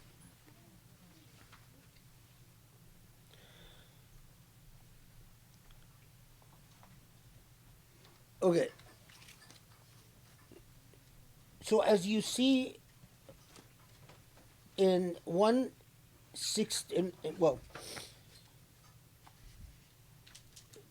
so first there is the Quranic statement in 157 about the crucifixion. One of the ayat in the Quran that has, I mean, there's a lot written about it, is 159. وَإِن مِّنْ أَهْلِ الكِّتَابِ إِلَّا لَيُؤْمِنَنَّ بِهِ قَبْلَ مَوْتِهِ يَوْمَ الْقِيَامَةِ يَكُونُ عَلَيْهِمْ شَهِيدًا. That if we look at the translation of 159, yet there is not one of the followers of earlier revelations who does not, at the moment of death, grasp the truth about Jesus. And the day of resurrection, he himself, i.e. Jesus, shall bear witness to the truth against them. So the second part is clear, that Jesus himself, but the part that has the statement that not one of them, that they will all believe or they will all come to know the truth before death. And some have, especially in the Sufi tradition, have chosen very metaphorical interpretations. Others have said that believers in the Trinity, when that right after their soul is taken, they will know the truth of that the belief in the Trinity is false. How they'll know? All the reports that have been transmitted on this, none of them are of high reliability, so you can't really count. There are reports that tell you they're going to such and such angel will appear, and then such and such angel will say this, and then the believer in Trinity will say this, and then. But none of these are, from an isnad perspective, something that we can rely on. It's not clear, and I don't think anyone can claim that they really know what precisely what this ayah refers to, but that once we step into a different reality, then the reality of this material world, once we traverse this plane into the other plane, for a Muslim believes that the unity of Allah, the oneness of Allah, the truth of Allah will become plainly clear to everyone. And I think that that's what it really refers to, is al-wahdaniyya. Al-wahdaniyya, which is an over-encompassing reality in existence, beyond the plane of the material world in which we dwell. The entire universe is entirely contingent on wahdaniyatullah. And it pervades everything, and it is in everything, and it is undeniable. In the same way that it is undeniable to plants, to mountains, to animals, to birds, how they are cognizant of it, we don't know. Because we human beings we're cognizant only through choice. And that has its benefits and its liabilities. But anyway, okay. And then after that is the statement that as Surah Al-Baqarah did, and we talked already about Surah Al-Baqarah obviously, but that the pointing out to the Jewish tribes that you want to ignore in interacting with history and interacting with law your own role in your evolution with God's will. The fact is that in the role that you played in dealing with the divine will, فَبُظُلْمٍ مِّنَ الَّذِينَ هَادُوا حَرَّمْنَا عَلَيْهِمْ طَيِّبَاتٍ أُحِلَّتْ لَهُمْ وَبِصَدِّهِمْ عَنْ سَبِيلِ اللَّهِ كَثِيرًا. That many of the laws, the dietary laws, the restrictive laws that in fact came to you Israelites, was in direct response to your historical experience that was not always just. وأخذهم الربا وقد نهوا عنه وأكلهم أموال الناس بالباطل وأعتدنا للكافرين منهم عذابا أليما. Remember that both in Surah Al-Baqarah and Surah Al-Nisa, one of the main objections that the Quran has about the evolution of Israelite law is that they allowed, when dealing with non-Israelites, that they allowed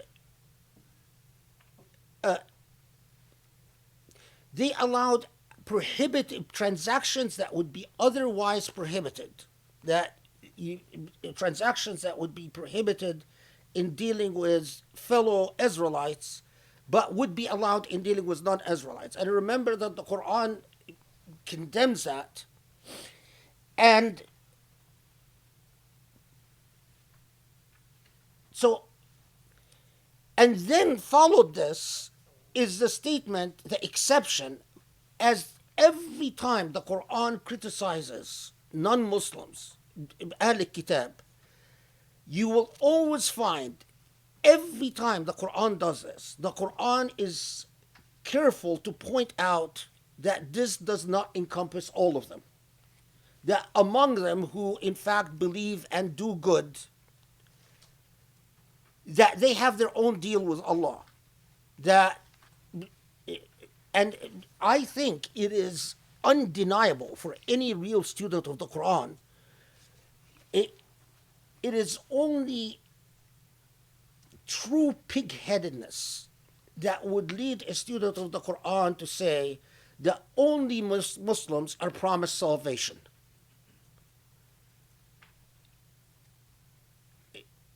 I think the text of the Quran is quite clear that it is Allah's business, number one, but number two, that there are a level of morality and goodness that other than Muslims can engage in that would lead to their salvation. What precisely, I don't think you or I know. But it is, again, important that here is, you get in 162 the exception, except for those in the الراسخون في العلم, those who are deeply anchored in knowledge and engage in all the ethical behavior that proper Muslims engage in. The reason I'm not just passing over this material is, remember that everything the Quran says to Christians or Jews, yes, it's speaking to Christians and Jews, but it is also a priori speaking to Muslims. When it warns us about the failures of previous people and previous nations, these are warnings to us. So when it says, وَأَخْذِهِمُ الرِّبَى وَقَدْ نُهُوا عَنْهُ وَأَكْلِهِمْ أَمْوَالَ النَّاسِ بِالْبَاطِلِ, that they have dealt in riba and they have engaged in the type of financial ethics that are not equitable and not moral. And remember in Surah Nisa that it even tells us that even consensual contracts of adhesion or consensual contracts of exploitation are prohibited. So what is the status of Muslims today when they have engaged in the same behavior that they are warned about? You can't deal with the law without thinking about, because if you are aware that the moral failure of your own people today reaches the level of breaking the covenant with God, then that orients the way you give priorities to legal objectives, what legal objectives you give priorities to in order to restore the equitable covenant before all else. Put it bluntly, it is mind-numbing to me that if we realize that our historical failures have reached the point of a breach of covenant with Allah subhanahu wa ta'ala, similar to the breach of covenant that the Israelites had with Allah, that for us to be giving priority to the peripheral issues, to marginal issues, to even talking about them, it blows my mind, because it shows that you haven't understood what the Quran is saying about history and law, and about the way Allah wants you to interact with divine law and the role of divine law. Okay. I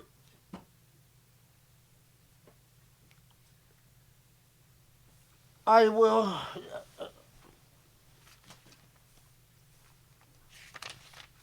Okay, yeah. 166. I'll just want to flag 166 that there is a narration that is often reported in the context of Ayah 166 that whether it is in fact historical or not, I'm not sure. But nevertheless, I think you'll get the point. Is that the Prophet ﷺ is said to have been accosted or stopped, or he was on his way someplace, and then a Jewish a group of from a Jewish tribe, I don't remember which tribe it was, stopped him, and they started saying the same things about, if you're a real prophet. Moses had the 10 Commandments revealed to him in one full swoop. Why doesn't God just give you the divine writ all in one full swoop, etc., etc.? And that the argument goes back and forth, and that the Prophet ﷺ says to them at one point, this is the part that I'm suspicious about, that that I am Allah's prophet. It's just not consistent with the Prophet's personality to say something like that, to say to someone, that I am a prophet. Anyway, and that وَكَفَى بِاللَّهِ شَهِيدًا, what Ayah 166 says, that it suffices that Allah is the witness to truth. The reason I'm flagging this, because it is an important ethic, that when I was being grazed, every teacher worth the name would constantly tell us, it doesn't matter whether people recognize your value, recognize your worth, recognize your knowledge. It only matters what Allah's testimony would be as to your truth. Whether Allah knows that you're really knowledgeable, whether Allah knows that you are truly this or that. And this becomes a powerful, وَكَفَى بِاللَّهِ شَهِيدًا, that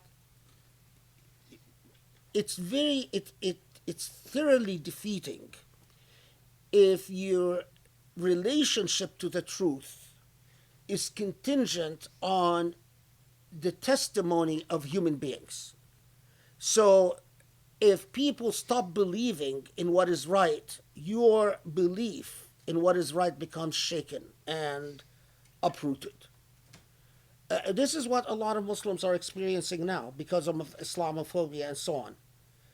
If your relationship to the truth is never dependent on public perceptions or habits or traditions and so on, it becomes a very different dynamic.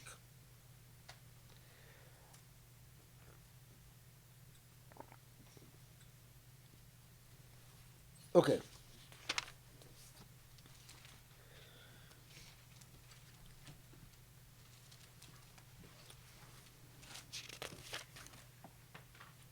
The other thing that I should, yeah, um,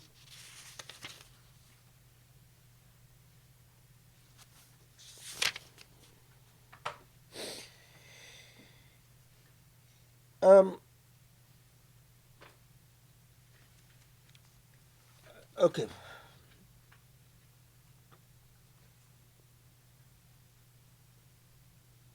Notice when Allah, and this is in 171, Allah's talking about Jesus and says, عيسى ابن مريم رسول الله وكلمته وألقاها إلى مريم وروح منه.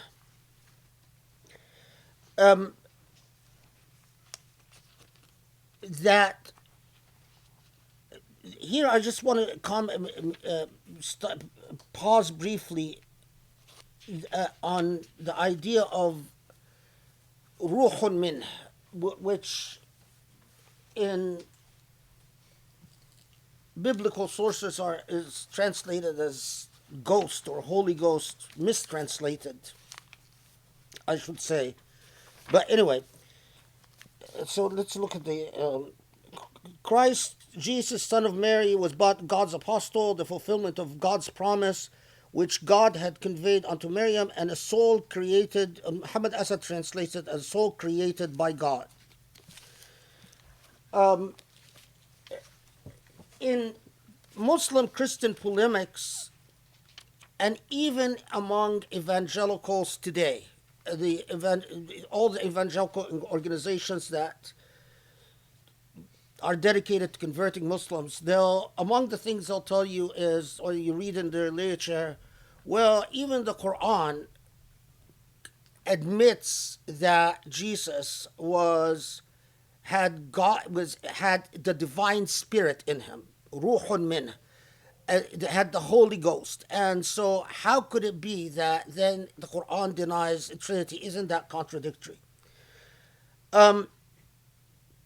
In Arabic language,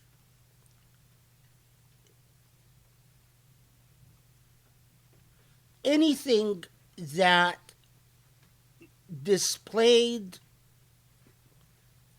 what was considered exceptional in our modern Western language, paranormal, anything that displayed paranormal, a breach of the laws of nature,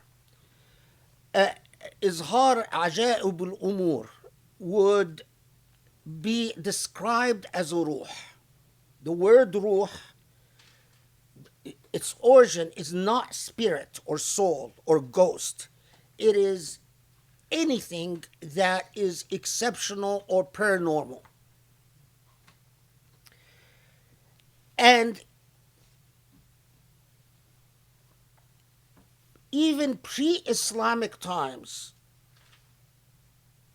whatever was ruh in the sense of paranormal or exceptional would, while Arabs did not know who Allah precisely was, and many of them thought of Allah as a disinterested God who can only be approached through the mediums of idols and so on, in the same way that best way to understand it, like the word ni'mah means a blessing, like a blessing. But ni'mah, the assumption is that any ni'mah is to be attributed to Allah. So any ni'mah is then described as ni'mah min Allah, from Allah. Ruh was the same thing. Any paranormal, exceptional thing would be described as ruh min Allah. It necessarily comes from God. So ruhun min, linguistically simply means a miracle from God. So the whole, I've met some modern Muslims that come and say, they exposed to evangelical literature, or had a discussion. Well, how the answer to this issue about ruhun min Allah? Isn't it true that Surah Nisa says that Jesus is a ruhun min Allah, and they're so discombobulated by it. It's not actually, it's not even a, the point is that it's just saying it's a miracle from God. And that's the way you say it. Okay. Okay, now notice.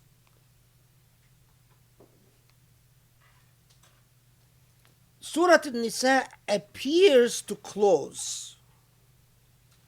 And this is one of the most remarkable things about Surah An-Nisa. It appears to close by telling you, يا أيها الناس قد جاءكم برهان من ربكم وأنزلنا إليكم نورا مبينا. People, all humanity, not just Muslims, all humanity, understand that what Allah has given you is nothing less, no less than light that illuminates your path.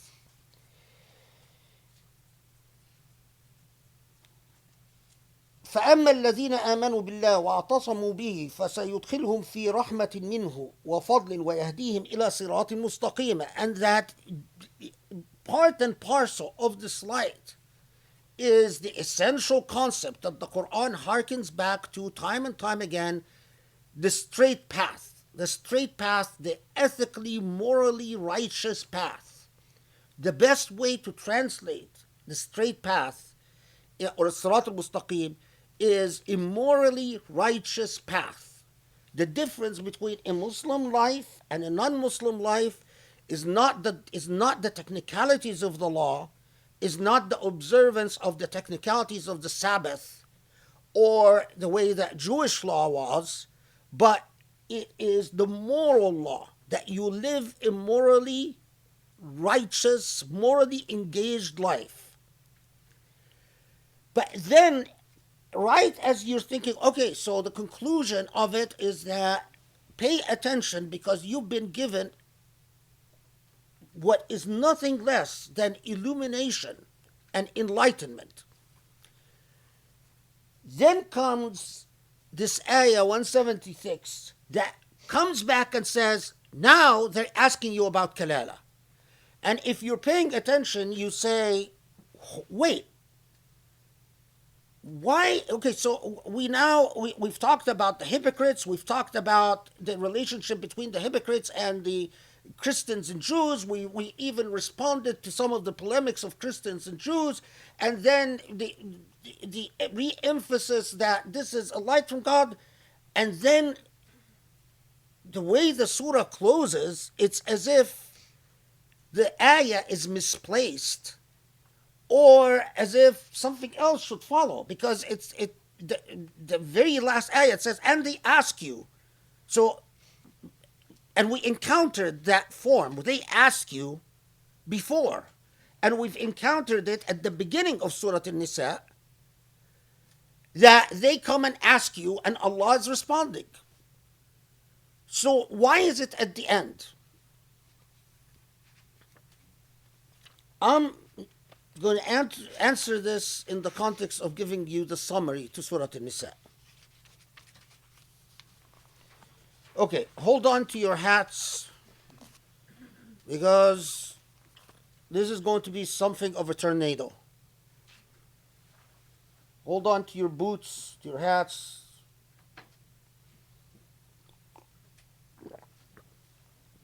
This is an overview of Surah An-Nisa. Probably one of the most involved surahs of the Quran.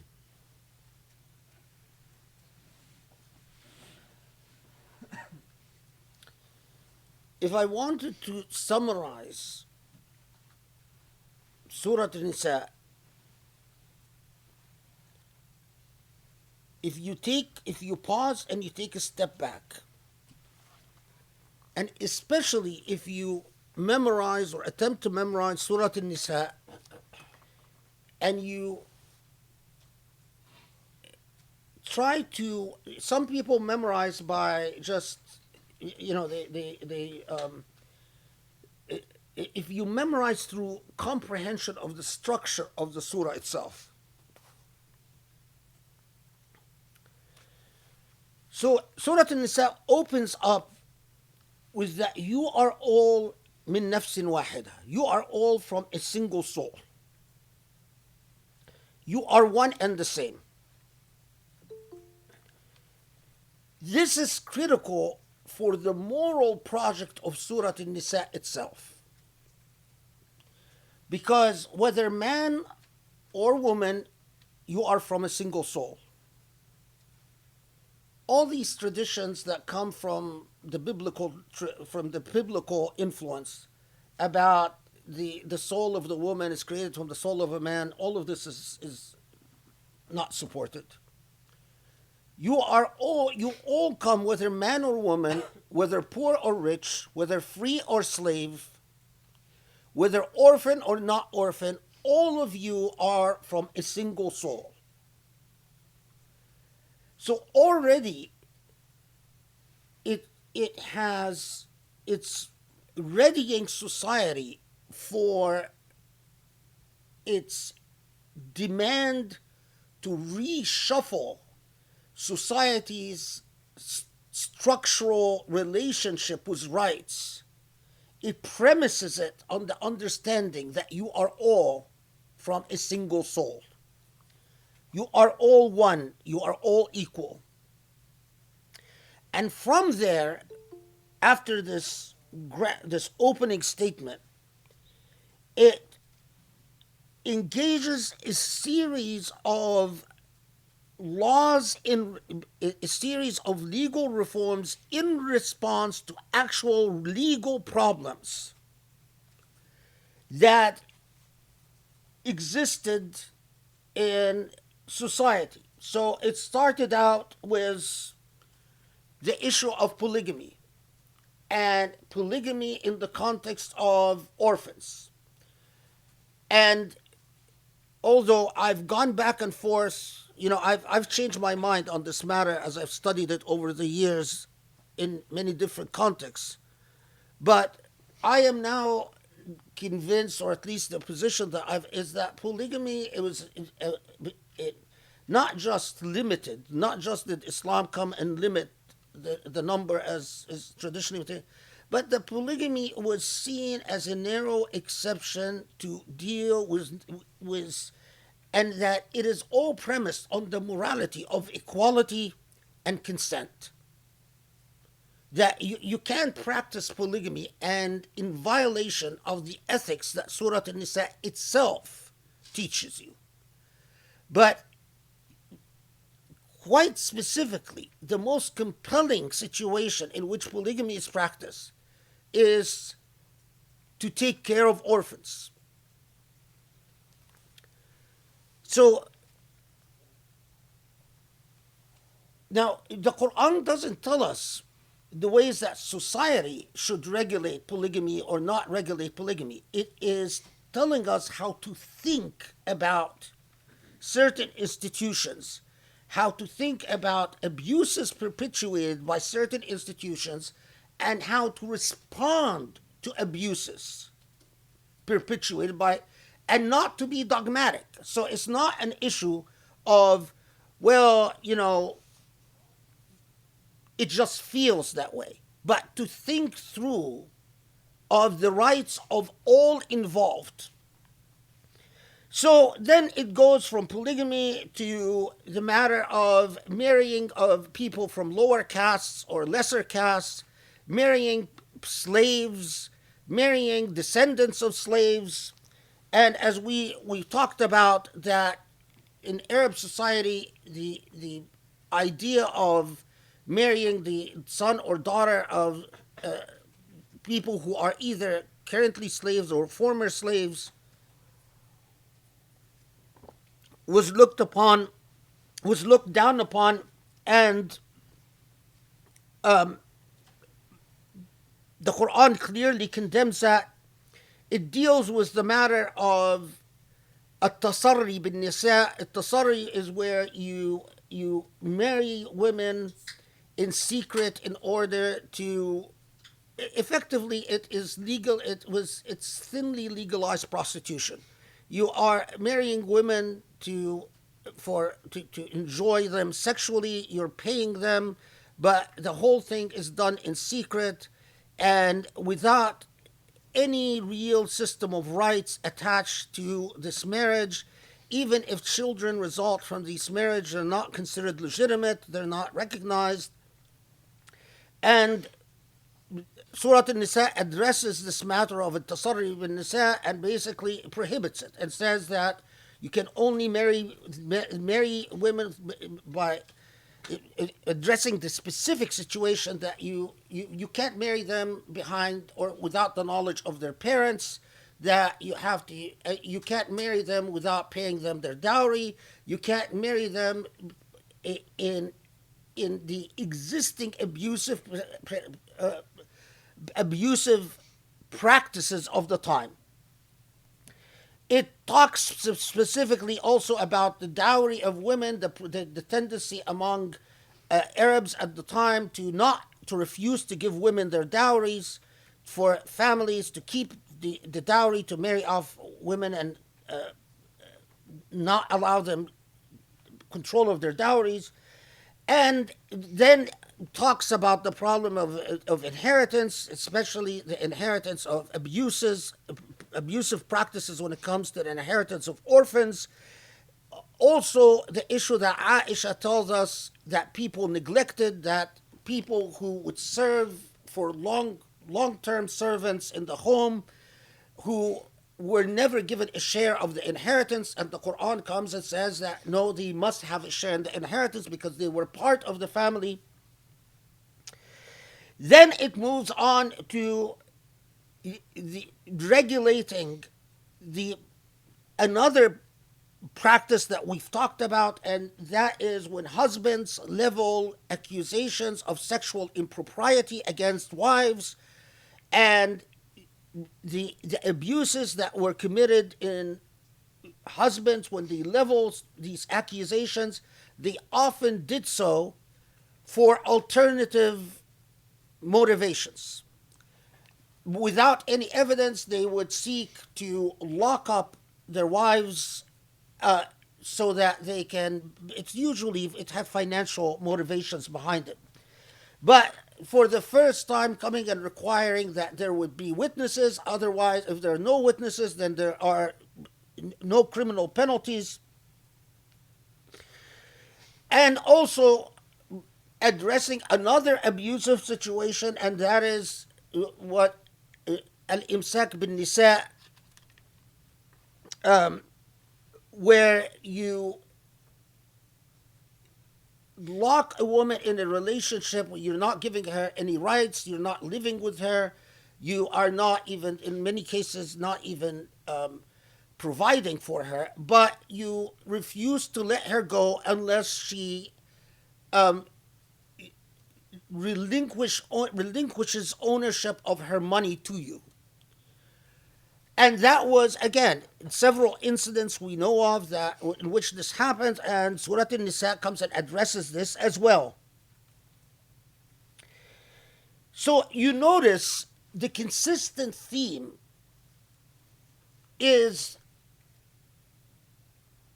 exploitative practices, quite often that are motivated either by money, mostly money, but to an extent also sex.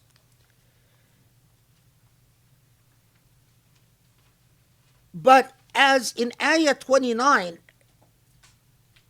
this whole program launched into Surah An-Nisa from the opening salvo of "You are from one soul" to the first 30 ayahs or so, until Ayah 29, and Ayah 29 comes and says, listen, you want to understand, exploitation, even by consent, is not permissible. You are not allowed to take advantage of each other, even if you obtain each other's consent. In Islamic law, this is formalized legally into the discussions on contracts of adhesion and so on. But beyond the way law crystallizes, there is an ethical norm here, is that just because someone gave their consent because they didn't have a choice, that's not going to free you from liability if you know you're taking advantage of a person. Then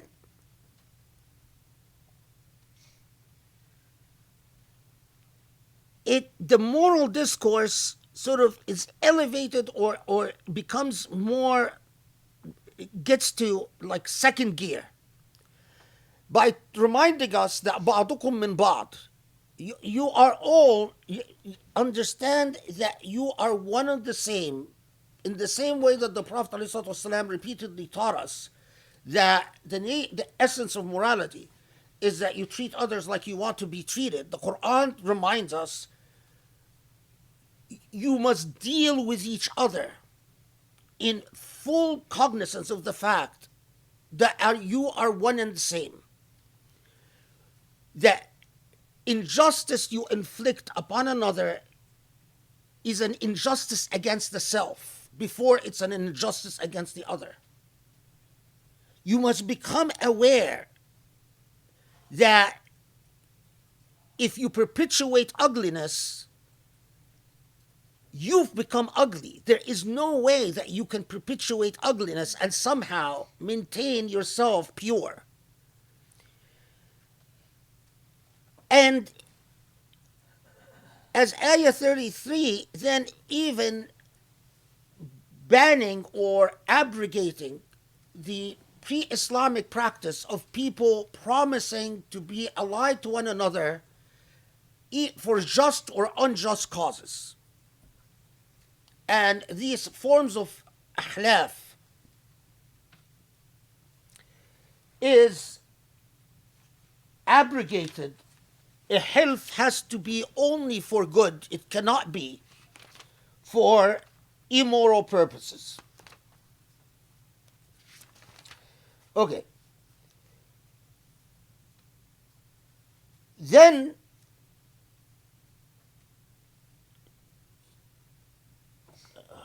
what did I do? Yeah.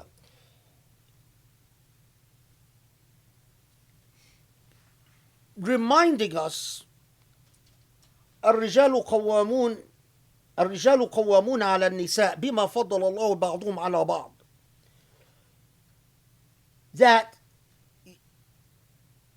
the relationship between men and women, and we've talked about this, is the whole notion of qawama, as we said, which is qawama is according to your financial your financial ability, and because it specifically says وَبِمَا أَنْفَقُوا مِنْ أَمْوَالِهِمْ, that because of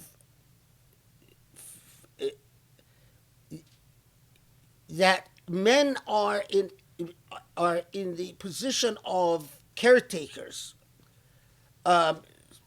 servants, but that this relationship, because it was hinged on a contingency, بِمَا أَنْفَقُوا مِنْ أَمْوَالِهِمْ, it is premised on the ethical norm that بَعْضُكُم مِّن بَعْض. It is not a matter of who is superior and who is inferior. It is a matter of who is in a position to perform what role under what circumstances. And we've talked about the whole issue of nushuz and and as I said, I don't all the narratives about the Prophet wanting to ban men striking women, and the Quran, Allah comes and wishes otherwise, as we've talked about. I don't think there is a defense that can be made as to the reliability of these traditions. They're highly problematic. And I agree with the research that I cited to you, that it is talking about specific criminal proceedings for a specific offense that was known to Arabs at the time, the offense of nushuz. And that it sets out. It's not talking to it's not addressing the discretion of a husband or the discretion of a male. It is addressing itself to proceedings that would be instituted by communities. In other words, communal legal proceedings. We've talked about, go back to this halaqah because we spent a lot of time on it. And the proof of that is that right after it talks about the case of nushuz, it talks about shiqaq. Shiqaq is disagreement between husband and wife. And in the cases of shiqaq, disagreement between husband and wife, it doesn't talk about beating and abandoning in bed and all of that. It talks about sending a referee from her side and his side. But in the case of nushuz, which is a criminal offense and a criminal accusation, it sets out the procedure for that. Okay. Then, after addressing these various social problems, it again, as typical of the style of the Quran, sums up.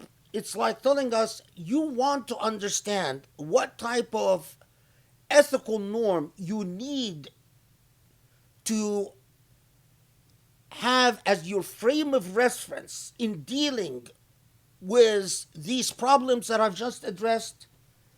The ethical norm is laid out in 36 and 37, that the ethical norm of ihsan and the imperative of ihsan that extends to relatives, to orphans, to the indigent, that extends to neighbors, that extends to remote neighbors, that extends to, and as I said, ma malakat aymanukum is not just those who serve in your household, and it's not just slaves, but even animals that are in your care. So ihsan in everything. As you ponder the law and ponder legal solutions, you must anchor yourself in the imperative of ihsan. And understand that as you deal with these legal issues, that there is a covenant, a serious liability and responsibility, and that is the responsibility of Shahada. You are in a position where Allah demands that you bear witness as to justice and ihsan, and Allah and the Prophet ﷺ in turn will bear witness on you. And as this, and this is not mine, this has been pointed out by, I don't know how many dozens of Muslim scholars throughout Islamic history.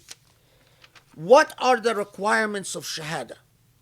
If Allah says, you must bear witness as to ihsan and justice, what are the requirements of proper witnessing, proper testimony? How can you discharge the obligation of witnessing if you don't understand the concept? Surah Nisa has dealt with problems that were unfolding or emerging problems, existing problems at the time. Okay? And Surah Nisa provided solutions to these problems. If I come today and I bear witness to justice and ihsan by recounting to you examples, stories of the Sahaba from 1400 years ago, and I do nothing more than that, have I achieved justice or ihsan in any real sense? No. In fact, in order to achieve justice and ihsan in any real sense, you have to study what the problems that existed at the time of Surah An-Nisa were, how did Allah address these problems? What are the moral foundations in the way that Allah resolved the problems? What are the trajectories, moral trajectories that, or moral goals that the solution to the problem seeks to achieve? And then you take this understanding and you apply it to your existing challenges to justice and ihsan. Okay. And after emphasizing, taking us to, after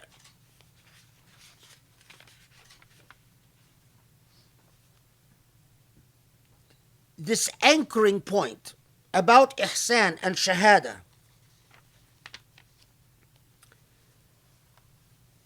there is a very alarming warning,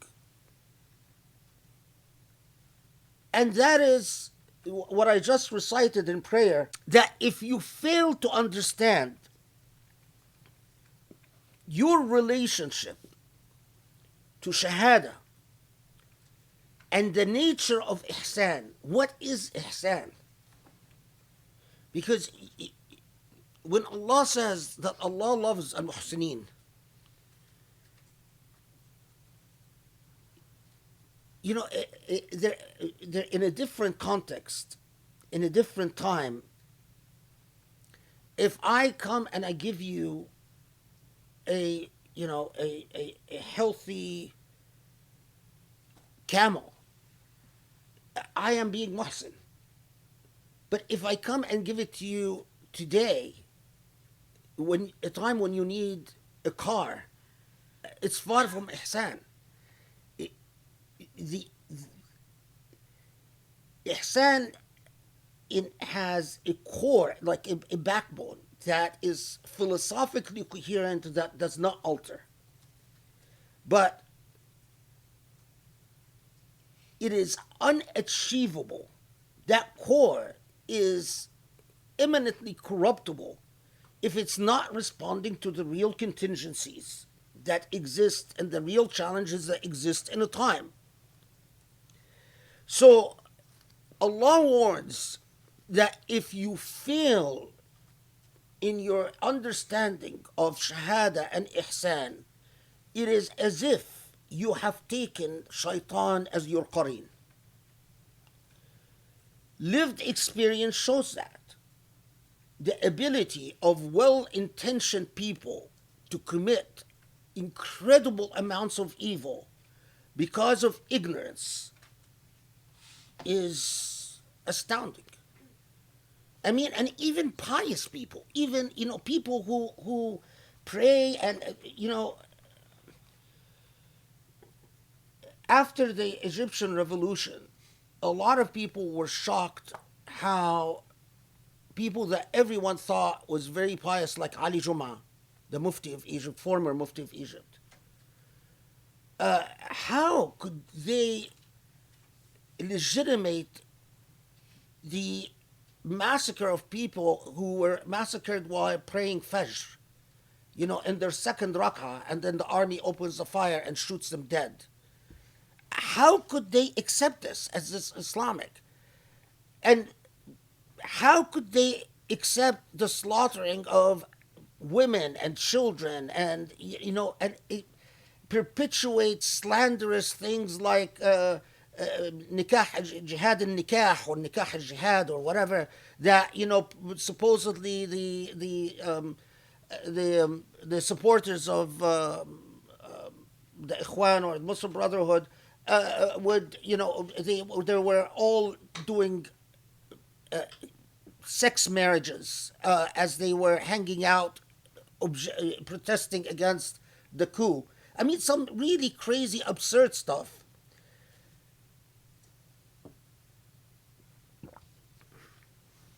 Was people like Ali Goma, did they lose their piety? And I'll tell you, no. Ali Goma probably would, pray as sincerely as he's always prayed. But his relationship, his understanding of justice and ihsan were artificial and flawed.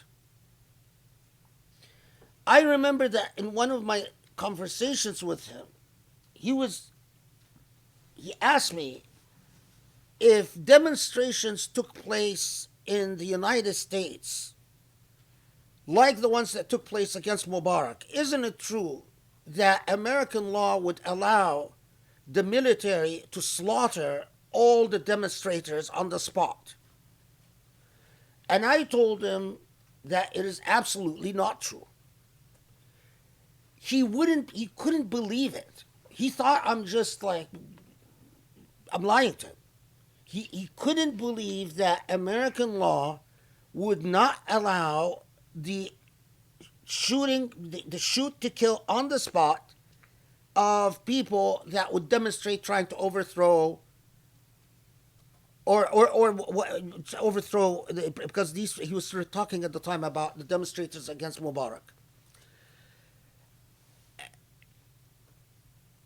And it became very, very obvious that the last thing this man has ever read about justice or law or political systems were whatever he encountered in his Sufi texts, Risalat al-Qushayri, and he has not read anything about anything that remotely connects with the modern world. This is a failure of Shahada. And a failure you will be held to responsible. You can't. Someone who dares to call himself a Muslim jurist in the modern age, you do not have the luxury of existing in the 12th century. You must master that is why it's so hard. That you must master the 12th century and you have to master the 21st century. No ifs, ands, or buts. Okay, so because otherwise shaitan becomes your qareen. But then Allah at this point takes us to tell us, do you want to understand how so many people end up with shaitan being their qareen? How so many people drift away. You see all these abuses that were committed in society against orphans, against women, against all these things that people who thought themselves as honorable were doing to women and children in society. And when Surah Nisa came and said, you can't do this anymore, they were resistant. Allah tells us, so how do you get into this situation where shaitan becomes your qareen when it's not necessarily that you're a bad human being that sits laughing maniacally at night. It is because, as 49, I'm pretty sure it's 49. 49 says, let me make sure. وَلَا تُزَكُّوا أَنفُسَكُمْ تَزْكِيَةِ النَّفْسِ ألم ترى إلى الذين يزكون أنفسهم بل الله يزكي من يشاء.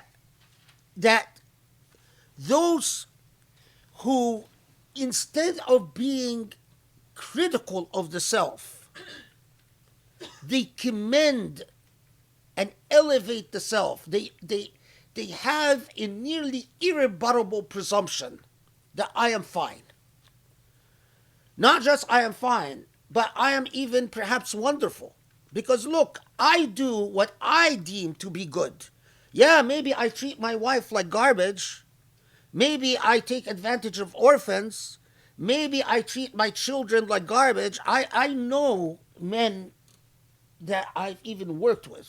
I mean, even a former colleague who's absolutely horrific to his poor daughters. His poor daughters, as I feared, were just had a lot of problems when they grew up. He really messed up their life. But he was one of the sweetest people that you could possibly deal with at work. He thought of himself as a wonderful human being because he only looked at what good he does. But he didn't notice the suffering he was inflicting on the women in his life.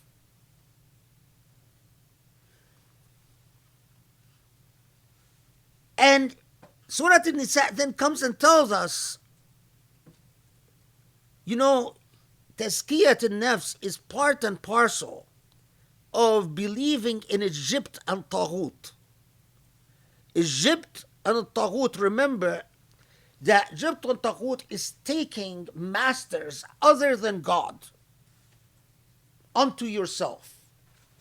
A Taghut is this master of oppression and ugliness. Any master in your life other than God is a Taghut. Whether that master is a king, a job, a career, a position, prestige, whatever it is, if it dominates you, if it controls you, if it defines you, then it has become Jibt and Taghut in your life. Look, in our modern day and age,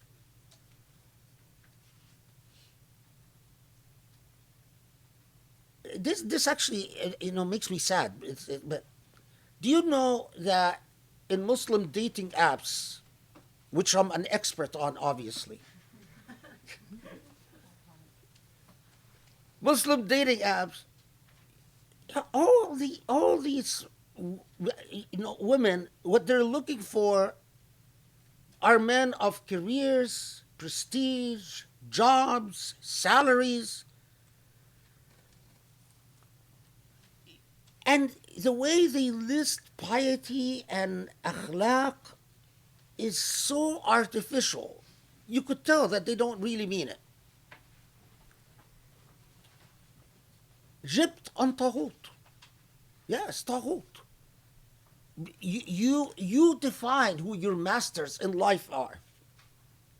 Okay. Now, then it takes you from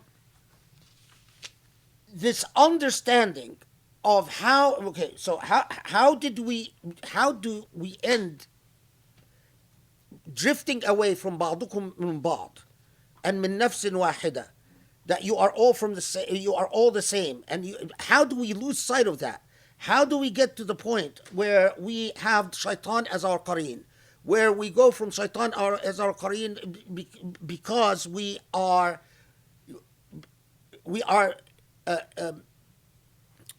tazkiyat al-nafs, and from tazkiyat al-nafs that we end up being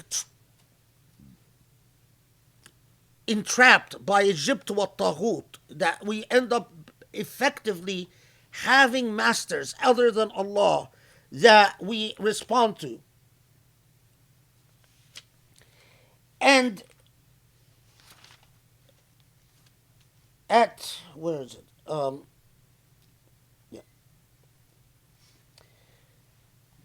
At 58, so you want a practical, this is from Hamid al-Ghazali, who makes this point, that you want to have, I forgot the word he uses, but basically you want a way to test the extent to which Jibt and Taghut has infiltrated in your life. Look at what is your relationship to al-amana and adl. Remember, إن الله يأمركم أن تؤدوا الأمانات إلى أهلها. Amana is what you are entrusted with. And remember what we said about this, that it is an entire philosophy, because the money that Allah blesses you with, that Allah knows that you owe to an indigent person is an amana. The knowledge that you hold in your heart that you dispense or don't dispense is an amana. Your medical knowledge is an amana. Your legal knowledge is an amana. Everything that the system of rights and obligations between human beings, these are all amanat. So Allah's imperative, normative demand is that you understand who is owed what, and that you discharge what you owe people justly and fairly. And that you understand and achieve وَإِذَا حَكَمْتُمْ بَيْنَ النَّاسِ أَن تَحْكُمُوا بِالْعَدْلِ, that you judge justly. This, as we know in Surah Nisa, Allah will even elevate, will even heighten, and to tell us that not just you rule justly, but your sense of justice is so fearless that you uphold justice even if it is against yourself.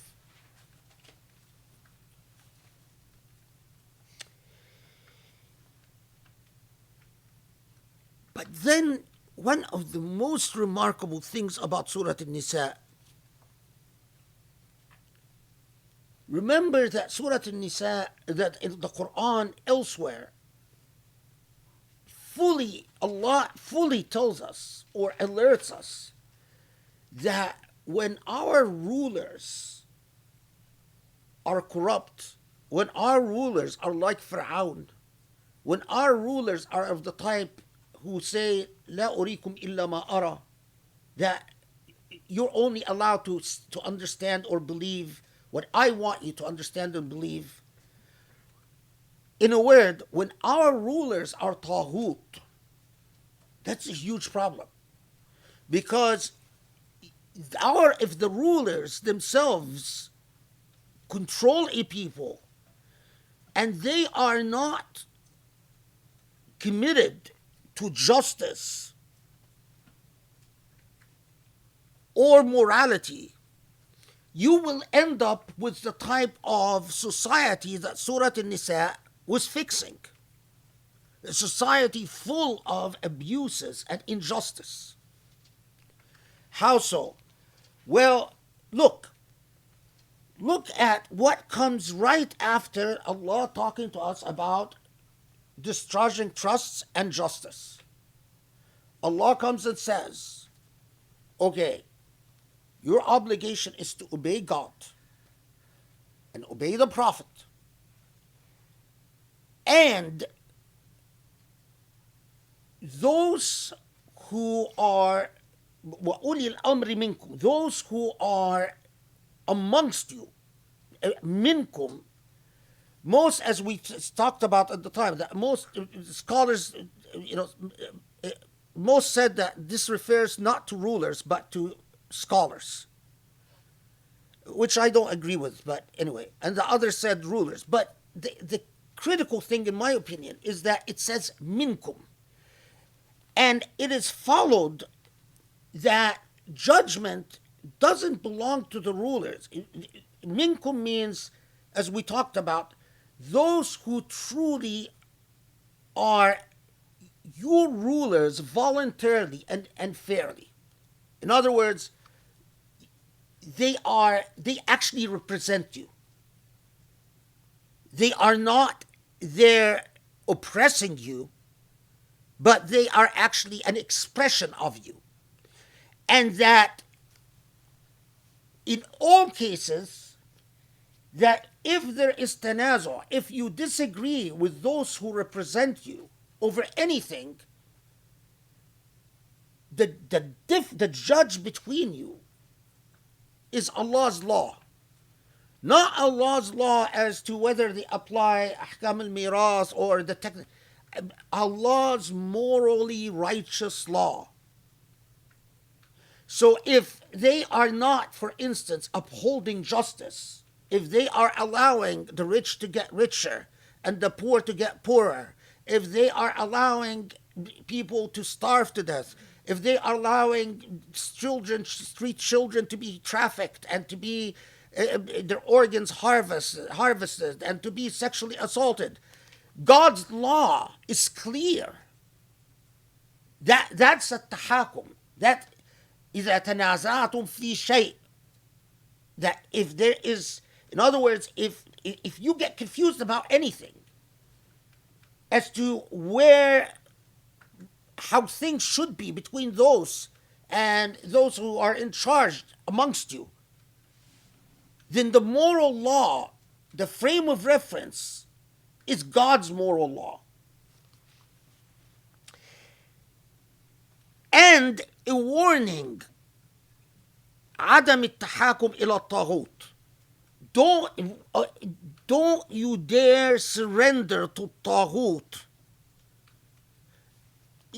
Clear, I mean, how could Muslims have become overcome with despotism?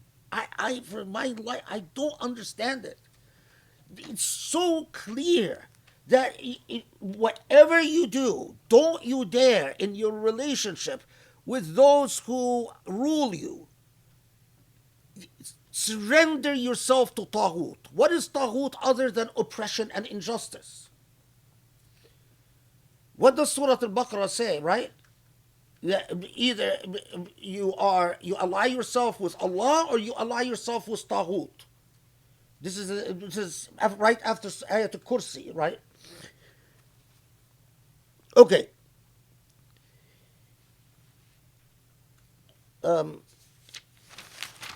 Just so I don't forget anything. So, what I'm underscoring here is it is like you could call it like a symphony, you could call it like a coherent narrative that takes you from one point to the other. It started out, you are all from one, and then it went to specific legal reforms. Then it went to explaining to you why you ended up, how human beings, not you as a Muslim community, but how human beings end up perpetuating these types of injustices, and what is needed for them to avoid these types of injustices, walking step by step with you until it comes to the point of who is in command in your society. What is the quality of your rulers? Are they people of Taghut or people who understand what God's law is? And it is forward-looking because it is at the time that the Prophet ﷺ is alive. But yet, for the people who are the Arabs at the time, Arabs and non-Arabs, for them to break with their leaders, especially their leaders who are unhappy about the reforms and have formed an opposition party to the Prophet ﷺ, they must reflect upon the moral qualities of their leaders and recognize that their leaders are guiding them towards Taghut. Only if they do that will they be able to break away and follow the Prophet. These are human beings like any human beings. And you want social approval. And they are in the Ansar, and you look at some tribes, like the people who were surrounding Abdullah ibn Ubay, breaking ranks with your friends and your family and the people who are in charge, who are telling you, what is this? When are all the sacrifices going to stop that we have to keep giving this man? And now we have to put our women in charge, and now the orphans are going, and all the things that we've talked about.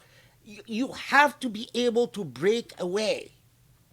But you can't break away unless you can think independently. So then comes what I consider to be the pulsating heart of Surah An-Nisa. You want to understand what all of this is about? All of this meaning all the legal, moral, ethical project. In fact, all those people who are whining and complaining about why are we fighting? Why can't we make nice? Why? It is about standing by al-mustadafin. It is about that there are people who are disempowered. In my view, it is inviting you to reflect not just about the disempowered who remained in Mecca, obviously, or the disempowered who became Muslims but every form of disempowerment. The slaves who are abused because of their disempowerment. Women who are disempowered, orphans that are disempowered, young people from clans that are not prestigious who are disempowered.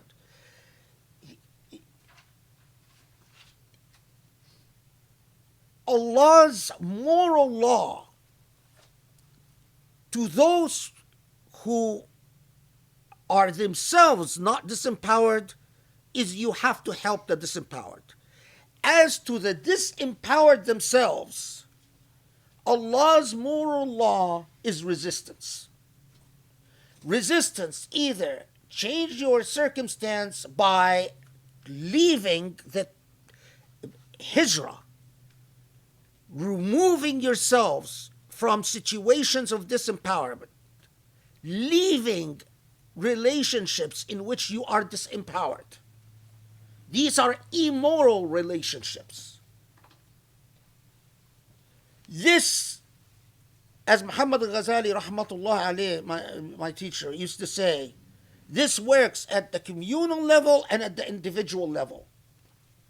If you are in a job in which you are disempowered and abused, your hijrah is to try to find a different situation for yourself. If you are in a family in which you are abused, your hijrah is to try to remove yourself from this relationship of disempowerment. To the disempowered is resistance through hijrah, if possible, but if resistance through hijrah or otherwise. But the heavy responsibility that it makes very clear is those of you who Allah has blessed by putting them in situations that they are not suffering this disempowerment, you are obligated to help. And as you recall, then, that we spoke at length that part of this is who the sort of the specific laws as to fighting. So even when you want to fight to help the disempowered, it is not a gun-ho attitude like Rambo in action. You just go off and you fight everyone that you meet. But again, you're discerning, because some of the people that might actually feed the relationships of disempowerment are actually not your enemies. I mean, you can neutralize them, you can convince them not to be a part of the equation of istidaf al-nas, of oppressing people, through means that don't involve warfare.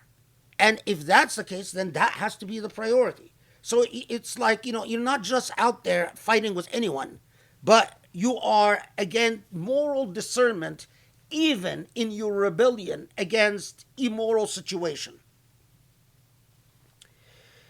And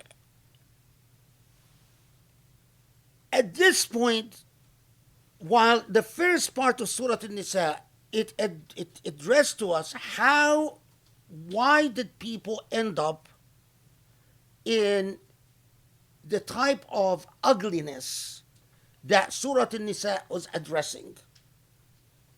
The second half starts talking about who are the people that resist change, resist reform. And the way that it dissects and lays out the characteristics of these people. So, first, it's very clear in that it wants us to understand, because this is that if من يشفع شفاعة حسنة, that if the example that you present is one of ihsan, of goodness, then what follows from that, the consequences of a good moral example, is to your credit. And the opposite is true, because quite often those who resist that very simple idea, they refuse to confront the reality that what they do matters. They are setting precedents. So they think, well, why, it's the exceptionalism. Every person who is among the vast majority of the munafiqun are not munafiqun because they are determined to be munafiqun, but because they think of themselves as exceptions to the moral reform. Well, my orphan, my story, because that's exactly what they would do with the Prophet ﷺ. They would come to him and say, let me tell you, it's like the man we talked about who had the blind orphan girl that supposedly was ugly. But even if she's blind and ugly, I have to give her inheritance. That was the attitude, that notion of exceptionalism. I'm different. No, you're not. If you actually reflect, you'll see that you're not any different from all the people that you think you're different from.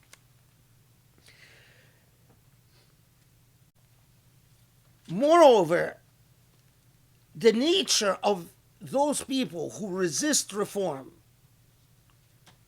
is that إذاعة الأمن والخوف, meaning that they are people whose constitution is not to respond to real knowledge.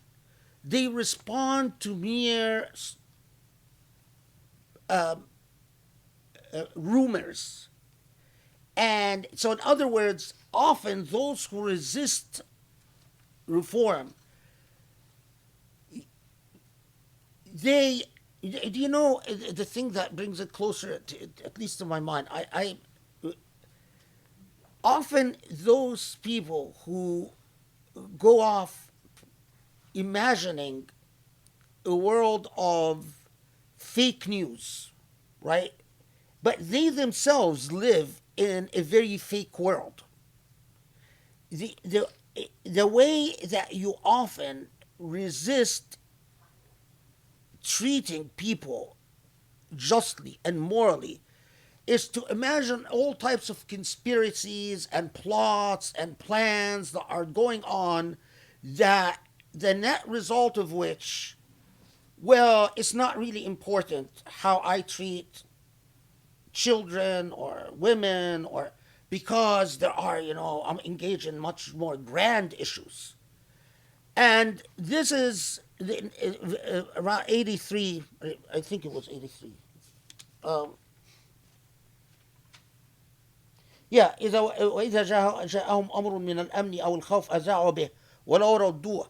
That if they are constantly reacting to fantastical stories, they are the humility it takes to go to the people who actually are really in the know and to base yourself on real information rather than the fantasies that justify your resistance to reform. Okay. That ultimately they are people who are wishy-washy, non-committal, or kisru fil fitna, that this process of that they get the courage to do what's right only for a short period of time, they have an inner cowardliness that emerges from a deep sense of greed and selfishness. They are all about themselves and nothing but themselves. Okay. Now,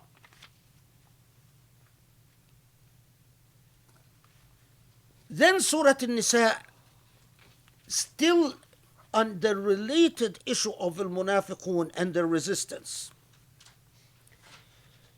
is going to warn us about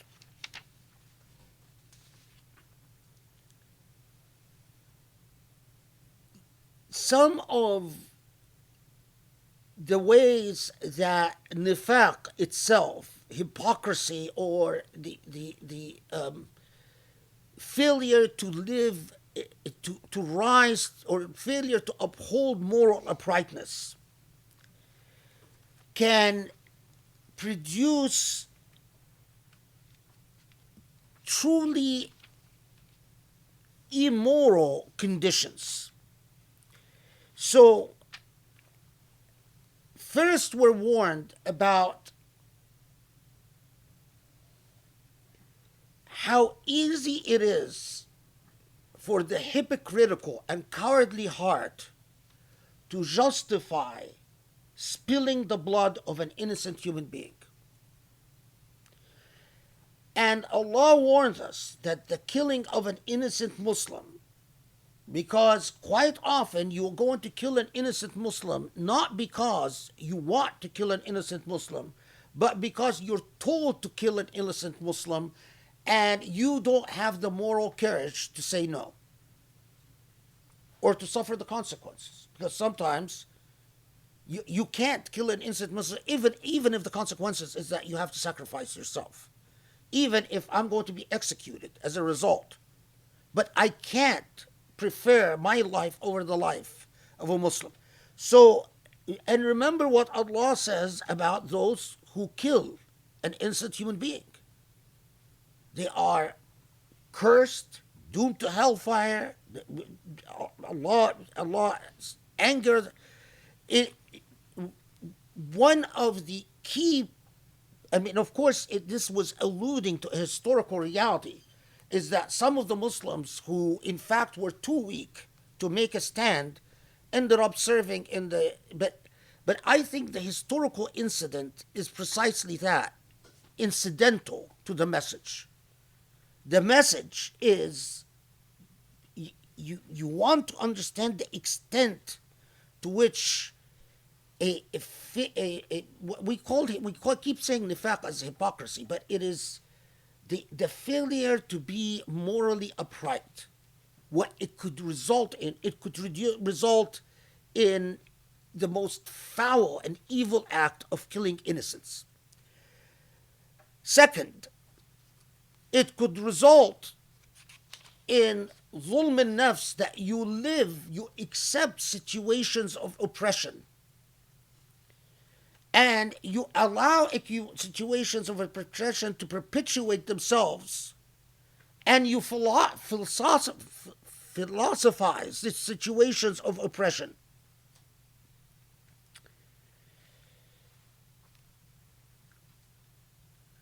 But third,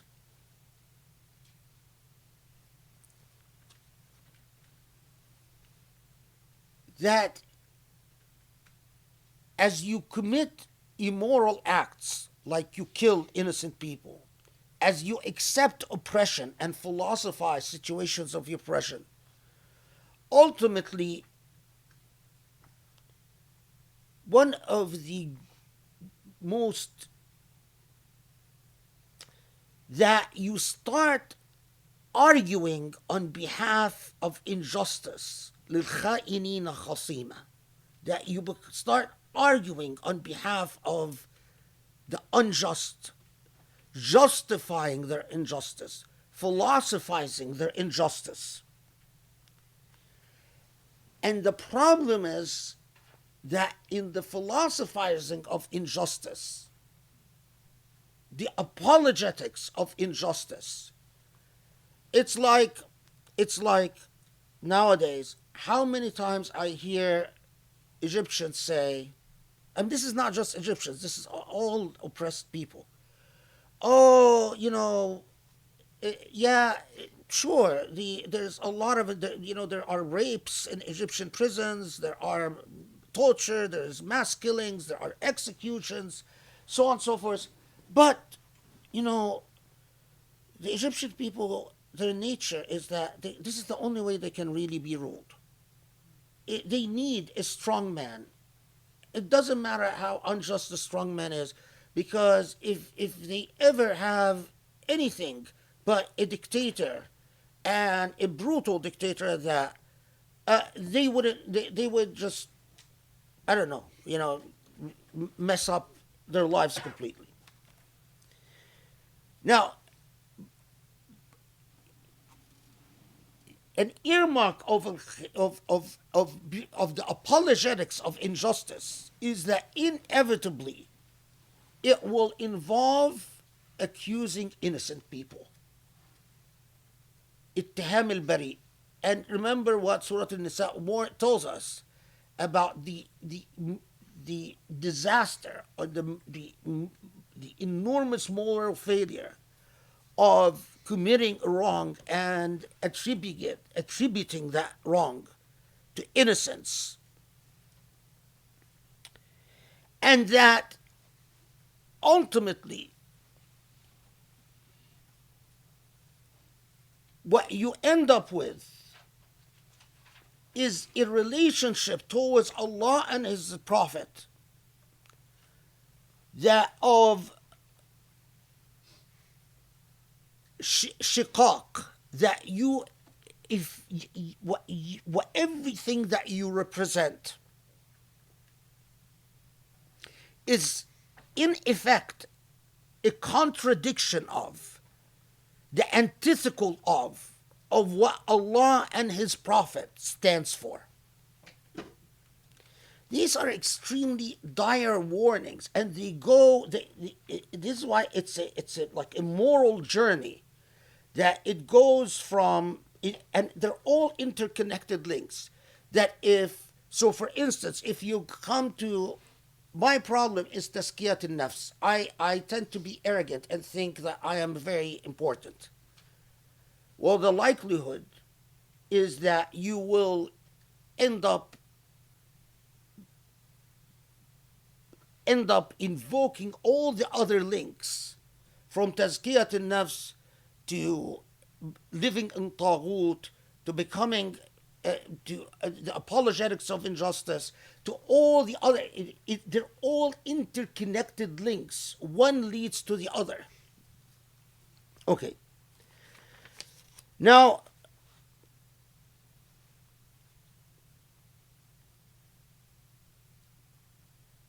here, taking us from these general principles,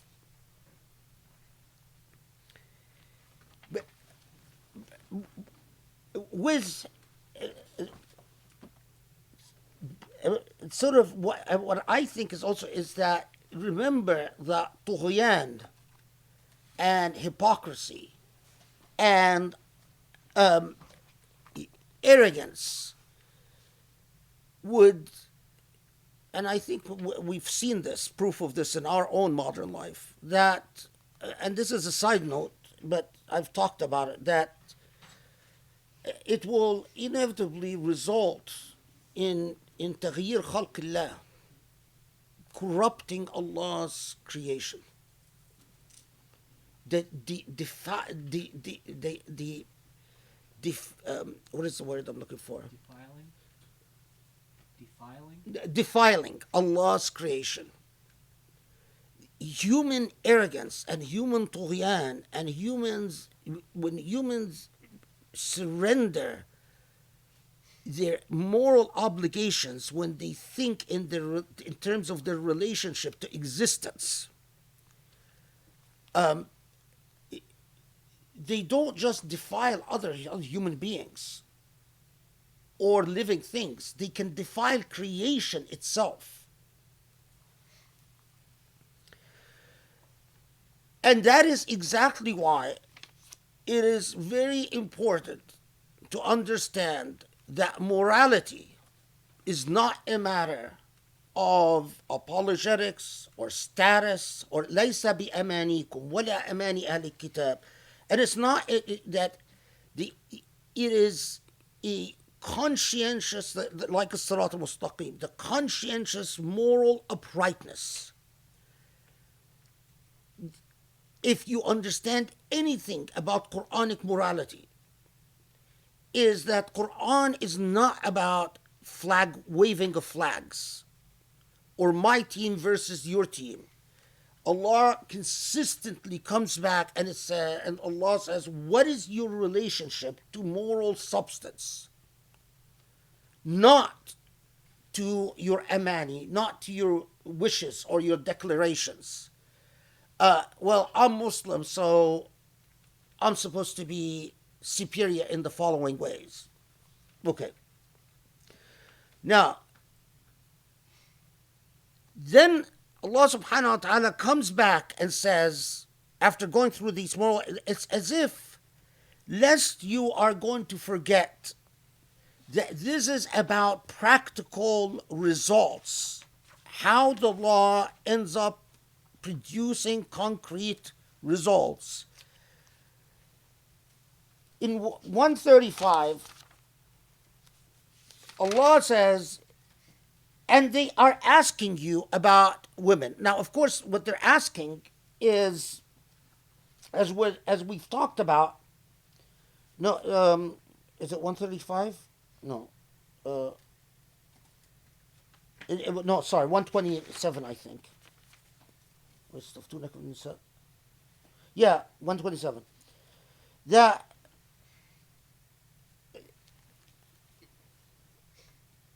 So we are still in the same moral project. Because it turns out that the question that the Quran is dealing with, again, has to do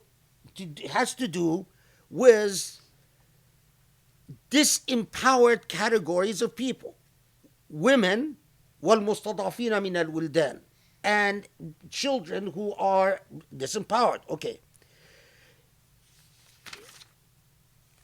It is, so the minute Allah sort of goes to abstract principles, goes back and refocuses the microscope on actual problems, it's like an education in the process of engaging the epistemology of justice itself. Thinking from actual problems to general principles, back to actual problems again.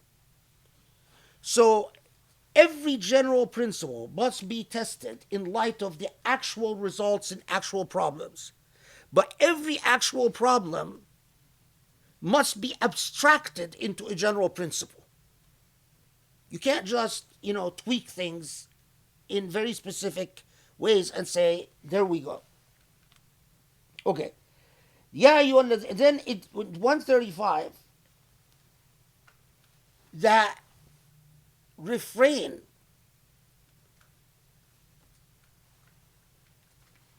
that in this dynamic from the specific to the general, it's as if Allah summarizes the whole thing for us by saying, you want to understand what this is all about. You must uphold justice, even if it is against yourself, testifying for God, even if it is against yourself. What time is it? I'm worried about the time, but Chief says don't worry about it. So, there's some people here left, so... Sorry. Okay.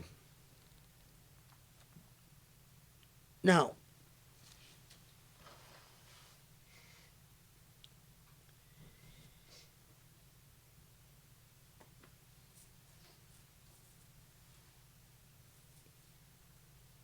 when telling us uphold justice, even if it's against yourself, Allah alerts us to the hearts of those who are often unable. And again, see, from the specific, like the camera keeps going forward and backwards. Those who really struggle with the whole process of upholding justice, even if it is against the self, is that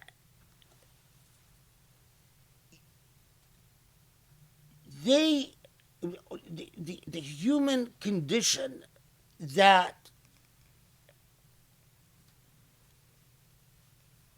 instead of seeking to understand the message in the way that it is an integrated sirat mustaqim, a path of virtue,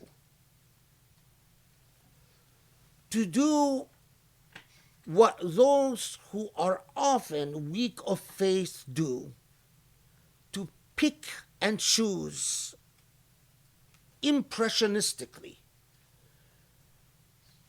If they, by nature and composition, if they care very strongly about, they might, the part that appeals to them the most are things that have to do with laws of women.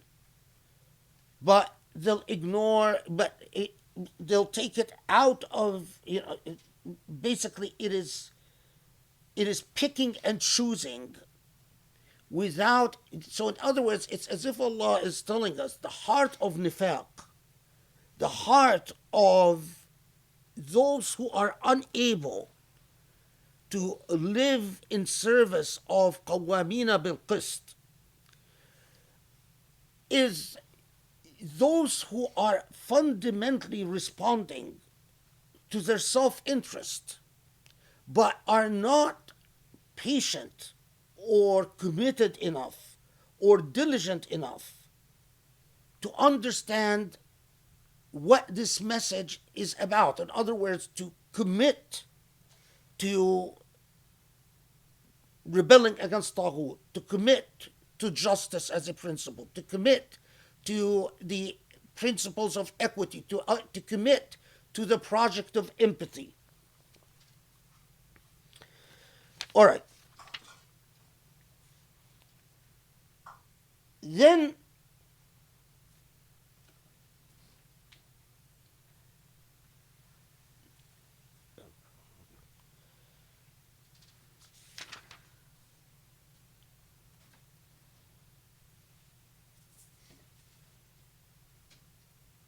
it is those who deliberately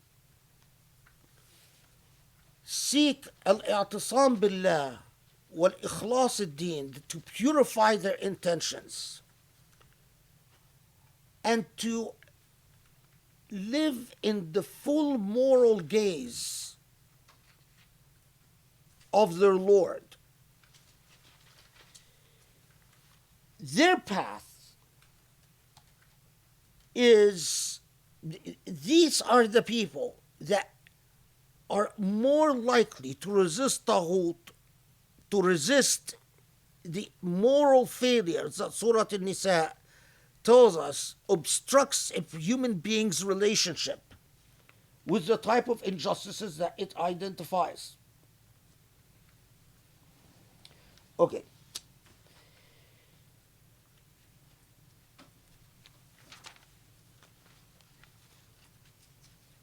Then Surah An-Nisa moves on to remind us that morality itself, that there are still, even after Surah Al-Baqarah, there are still those who think that relationship with Allah is about these dogmas that have very little to do with morality and everything to do with either historical entitlements or irrational salvational causes, like the idea that, well, life, God created all human beings, but just all that matters is God sent someone to die for our sins, which is undercuts and undermines moral logic from its very foundations. Whether the idea that you are a chosen people and that the law is not in response to actual need or demands, but the law is part and parcel of your status as a chosen people, like the law of the Sabbath. It's just the law of the Sabbath as a matter of status. It undermines the moral project, or the very idea that, life is a test, but although it's a test, God sends a son to die for your sins, and that's your salvation. As to everyone else who doesn't accept Jesus, somehow it is the entire edifice of morality collapses onto itself. And that is why Surah Nisa comes in towards the end and refers to Jews and Christians. It's like saying, it is not an accident that the hypocrites are hanging around Jews and Christians, because they don't get it. They don't get what this project is about. They don't even it's of course ironic, because the way Jewish law develops after Islam is there's a revolution in the way Jewish law is understood and interpreted. I believe it is because of Islam. That if it hasn't been for Islam, because Jewish law was amazingly static, well into, the occurrence of people like Maimonides was very heavily influenced by Islamic thought. Anyway, that's a different thing. And same thing with the role of Catholicism, and it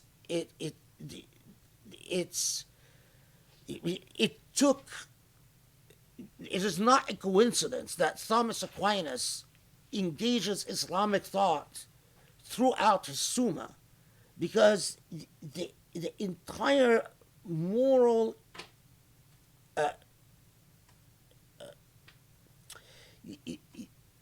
it took a great deal of reconstruction in Jewish thought and Christian thought to make engagement with morality possible. It took, and I think, and if you read George Makdisi, if you're interested in that the restructuring in both Judaism and Christianity came in direct response to Islamic polemics against both Christianity and Judaism, which they found, because the response before, the response even in the 10th AD, 9th AD, 10th AD, 11th AD, up to the 12th AD, was basically, well, Muslims are demonic. That's it. They're just inspired by the devil. But rational, coherent responses do not start don't start forming until there is a massive restructuring. Anyway, so that is why Surah An-Nisa circles back or wraps up by its allusion to Jews and Christians. And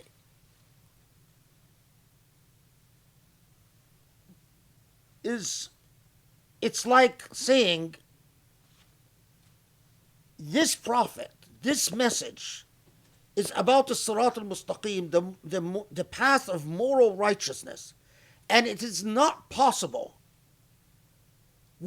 And the reason that Allah sent this prophet is because that path was no longer rationally possible with the other messages that Allah had sent before, because of the way that these messages were corrupted. That's why it terrifies me, the way that we've corrupted our message. Then comes this most amazing conclusion, which coming back would say, يَسْتَفْتُونَكَ قُلِ اللَّهُ يُفْتِيكُمْ فِي الكَّلَالَةِ. Al-Kalala, there's an Israeli scholar who wrote an entire, I think, book on Kalala. It's very. The reason he was fascinated with Kalala because of what Kalala is in Jewish law, and he thought that there has to be a relationship between what the Quran says about Kalala and what Kalala is in Jewish law. Kalala in Arabic is, generally speaking, is someone that dies without children to inherit him or her or parents. So the inheritance goes to horizontal family members rather than vertical family members.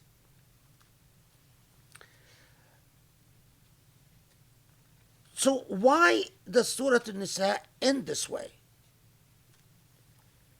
I'll tell you what I think. It is, notice how Surah An-Nisa progresses. A principle, narrowing in on specific problems, zooming backwards into general principles, narrowing in on specific problems, zooming back again, and then narrowing on specifically the role of Jews and Christians and the relationship to hypocrites.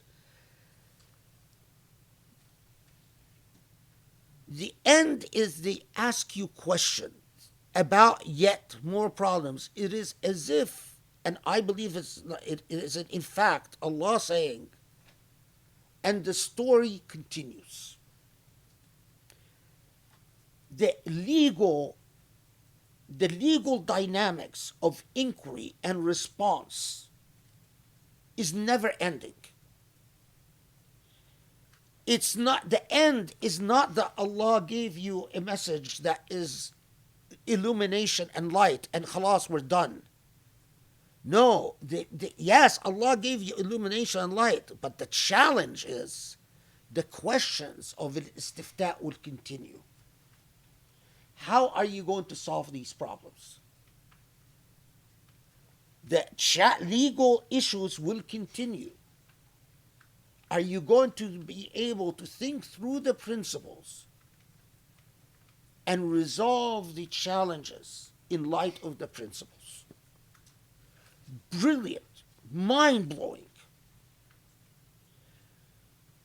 It is not a coincidence when you look at the categories of people that Surah An-Nisa focused on as example, par excellence, of fighting disempowerment, of fighting taghut, fighting injustice, fighting oppression. Who are they?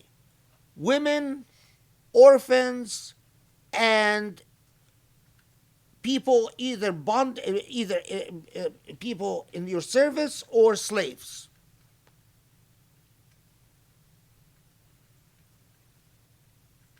But the biggest challenge for society in being able to uphold justice and testify for God, even against themselves. It is not a coincidence that Allah is telling us, listen, look, husbands go and accuse their wives of sexual improprieties to take advantage of them. Allah comes and puts an end to this and says, no, you need witnesses, and regulates this. Husbands are trapping women into these relationships where they're kalmu'allaqa, or that this is half your population.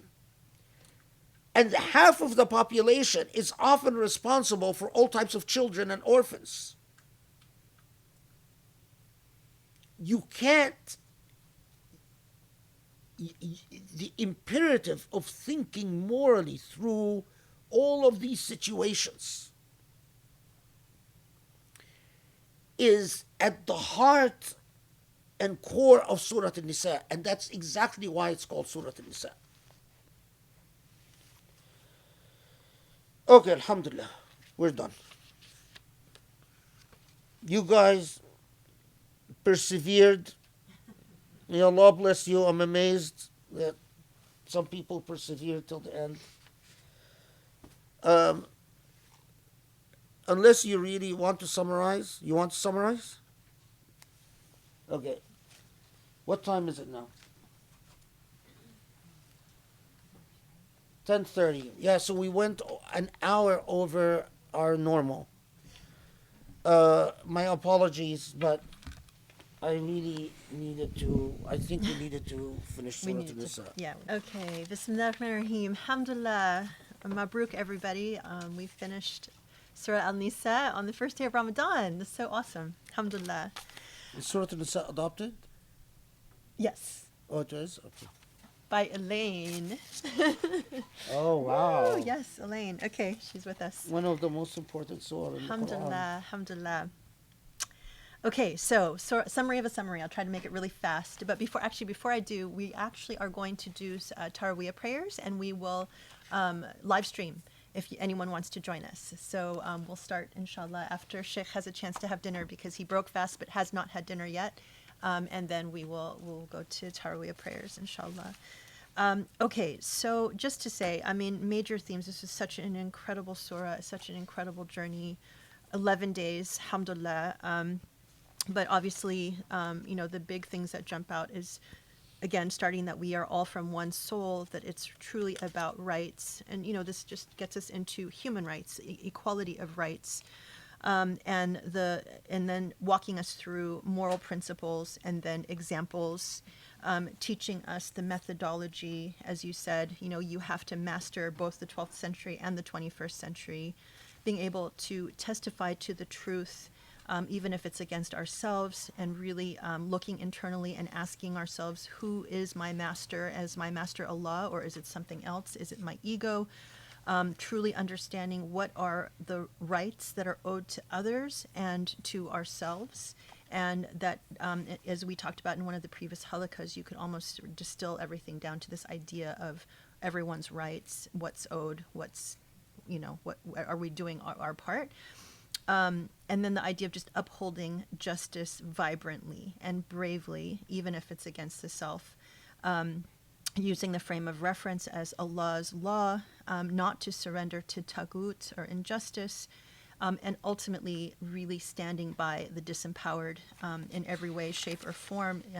Especially if we are empowered, we must help the disempowered to understand the concept of hijrah, removing the self from situations or relationships of disempowerment, and then teaching us about the degrees of hypocrisy and people who resist reform through exceptionalism, cowardliness, selfishness, lack of commitment, and that when this happens, we can produce foul results. For example, killing innocents, accepting oppression, justifying injustice, and then ultimately arguing in favor of injustice, accusing innocence. It's all of that is connected to this term you said, apologetics of injustice, which I thought was really powerful. And the idea that Quranic morality is about substance, it's not about labels. We had this whole education in the process of engaging in the epistemology of justice. So looking abstractly, going in, coming back out, going back in, looking at the specifics, the moral principle, the specific problem, referencing back to the Jews and Christians and the people of the book, and understanding that Allah sent this message and the Prophet because the path of moral righteousness was no longer possible through the messages that were previously sent before. And that this ultimately is, the embodiment of a challenge and a demonstration. Like Allah is teaching us, here are the challenges, here's how you can address it. and telling us at the very end that these questions will continue, and really it's like an invitation for us to continue to engage in this lifelong process of the path. Alhamdulillah, I'm really Very good. sorry. Okay. You did a very good job, actually. Alhamdulillah, thank you. Thank you so much, everybody, for being with us for this evening, this journey through Surah Nisa and everything. May Allah bless you. And I'm amazed. 11 days. Okay, so I don't know. We'll have to figure out what we're going to do about whether we do a Q&A and start a new surah or anything like that. So stay tuned. We'll let people know. But it's one of these things. You're so excited. You finished this long journey, but then now you're excited about what's the next surah going to be, right? So God help me. I know. So the journey continues. Anyway, happy Ramadan, everybody. Inshallah, I hope fasting will be amazing, and may we all learn what we need to learn. May we all do what we need to do this Ramadan. May Allah help and guide us all. So thank you. Happy rest of the weekend, and inshallah we'll see you very soon. Assalamu alaikum.